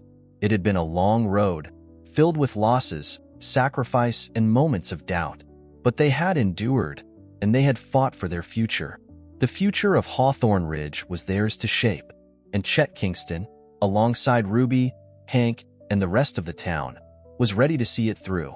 The dust had settled, and for the first time in years, Chet stood at the center of Hawthorne Ridge without the weight of fear and uncertainty hanging over him. The people had fought for their town, and together, they had rebuilt what the syndicate had tried to destroy. They had taken back their freedom, their voices, and their lives. It had been a long journey, one that had cost them dearly, but they had made it. As the sun rose over the town, casting its first light on the streets that had seen so much turmoil, Chet watched the people of Hawthorne Ridge working side by side to make the town stronger. There was a quiet energy now, a sense of hope that had once been foreign to these streets. They had not only survived, they had prevailed. Ruby stood beside him, her rifle slung over her back, her eyes scanning the horizon, always watchful, always ready. "It's hard to believe, isn't it?" she said, her voice quiet, but with the strength of someone who had seen and fought through it all. "It feels like a different town." Chet glanced at her, a soft smile tugging at his lips. It is. It's not just a town anymore. It's a community. We've got something worth protecting, Ruby. And I think for the first time in a long time, people are starting to believe they can protect it. Ruby nodded, her expression serious but filled with quiet pride. They will. And we'll be here to make sure they can. We've built something they can't take away. Hank approached, his usual calm demeanor softened by a look of satisfaction in his eyes. The marshals are pulling out, he said, glancing at the town's people working together in the distance. They've wrapped up their investigation, and they're ready to move on to the next thing. But they said it themselves. This town's in good hands. Chet's gaze lingered on the busy streets for a moment before he turned to face Hank. It's in the best hands, he said quietly. We've got each other, and we've got a future. A future that doesn't involve fighting for survival every day. Right? Hank agreed, his voice steady. We've earned it. But Chet's thoughts were still on the future. The world had changed, but so had he. This fight, this victory, had been about more than just taking down a criminal empire. It had been about something deeper, something that went beyond the fight. It had been about reclaiming a future, one where people could live without fear. That's the thing, Chet said after a long pause, his voice steady. The fight is over for now, but the real work is just beginning. We've got to make sure what happened here doesn't happen again. Ruby, Hank, and Chet all exchanged a knowing look. They had been the ones to lead the charge, but they also understood the responsibility that came with that. They had shown the people of Hawthorne Ridge what was possible. Now it was up to the people to keep that momentum alive. We'll keep watch, Ruby said, her gaze hardening with determination, and we'll make sure that this town stays free. It's not about us anymore. It's about them. And about making sure they never forget what it takes to keep it that way, Chet added, his voice resolute. As the days turned into weeks, the town of Hawthorne Ridge began to heal. The damage done by the syndicate was still visible in some places, the burned-out buildings, the cracks in the streets, but the people were rebuilding. They were stronger, more unified, and more determined than ever. The police force was being restructured, rebuilt from the ground up. The town's leaders, people who had once turned a blind eye, were now working alongside the residents to ensure that no one would ever again be allowed to hide behind the shield of corruption. They knew that true peace was not simply the absence of conflict, but the active and conscious effort to protect what had been won. Chet's office, once the nerve center of an underground war, now served as a place of order and protection. The work was slower now, quieter, but it was just as important. Every day, Chet walked the streets, checking in with his people, making sure the systems they had put in place continued to run smoothly. Ruby, Hank, and the rest of the team worked tirelessly, training the next generation of law enforcement and teaching them the hard lessons they had learned. They weren't just soldiers anymore. They were the guardians of a new future for the town. One morning, as the town bustled with the work of rebuilding, Chet stood at the edge of the square, watching the people pass by. A group of children played near the fountain, their laughter ringing in the air, while families moved about, tending to the crops, discussing business, and catching up with one another. The peace that had seemed so elusive was now within reach. The fight had been long and hard, but it had brought them closer, bonded them in ways that could never be undone. The town was no longer a place of fear. It was a place of possibility. Ruby approached, her face softer now, a quiet smile on her lips. You've done it, Chet. You gave them something to believe in. I don't think they'll ever forget what they fought for. And neither will you. Chet turned to look at her, his gaze steady. None of us will. The future of Hawthorne Ridge was still unknown. There would always be challenges, always be threats lurking in the shadows.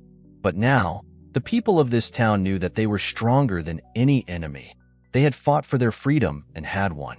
The sun was setting behind the mountains, casting a warm glow over the town. The past had shaped them, but it no longer defined them. And for the first time, they could look to the future with hope, knowing that whatever came next, they would face it together. Chet looked out over the town, his heart swelling with pride. Hawthorne Ridge was no longer just a place. It was a home that would stand tall against any storm, a home built by those who believed in something worth fighting for. And that, Chet knew, was more than enough. If you enjoyed this story, please leave your comment below and don't forget to like, share, and subscribe to our YouTube channel where your support means the world to us. We look forward to bringing you more content that inspires growth, joy, and purpose. Thank you for watching, and we'll see you tomorrow for another special story.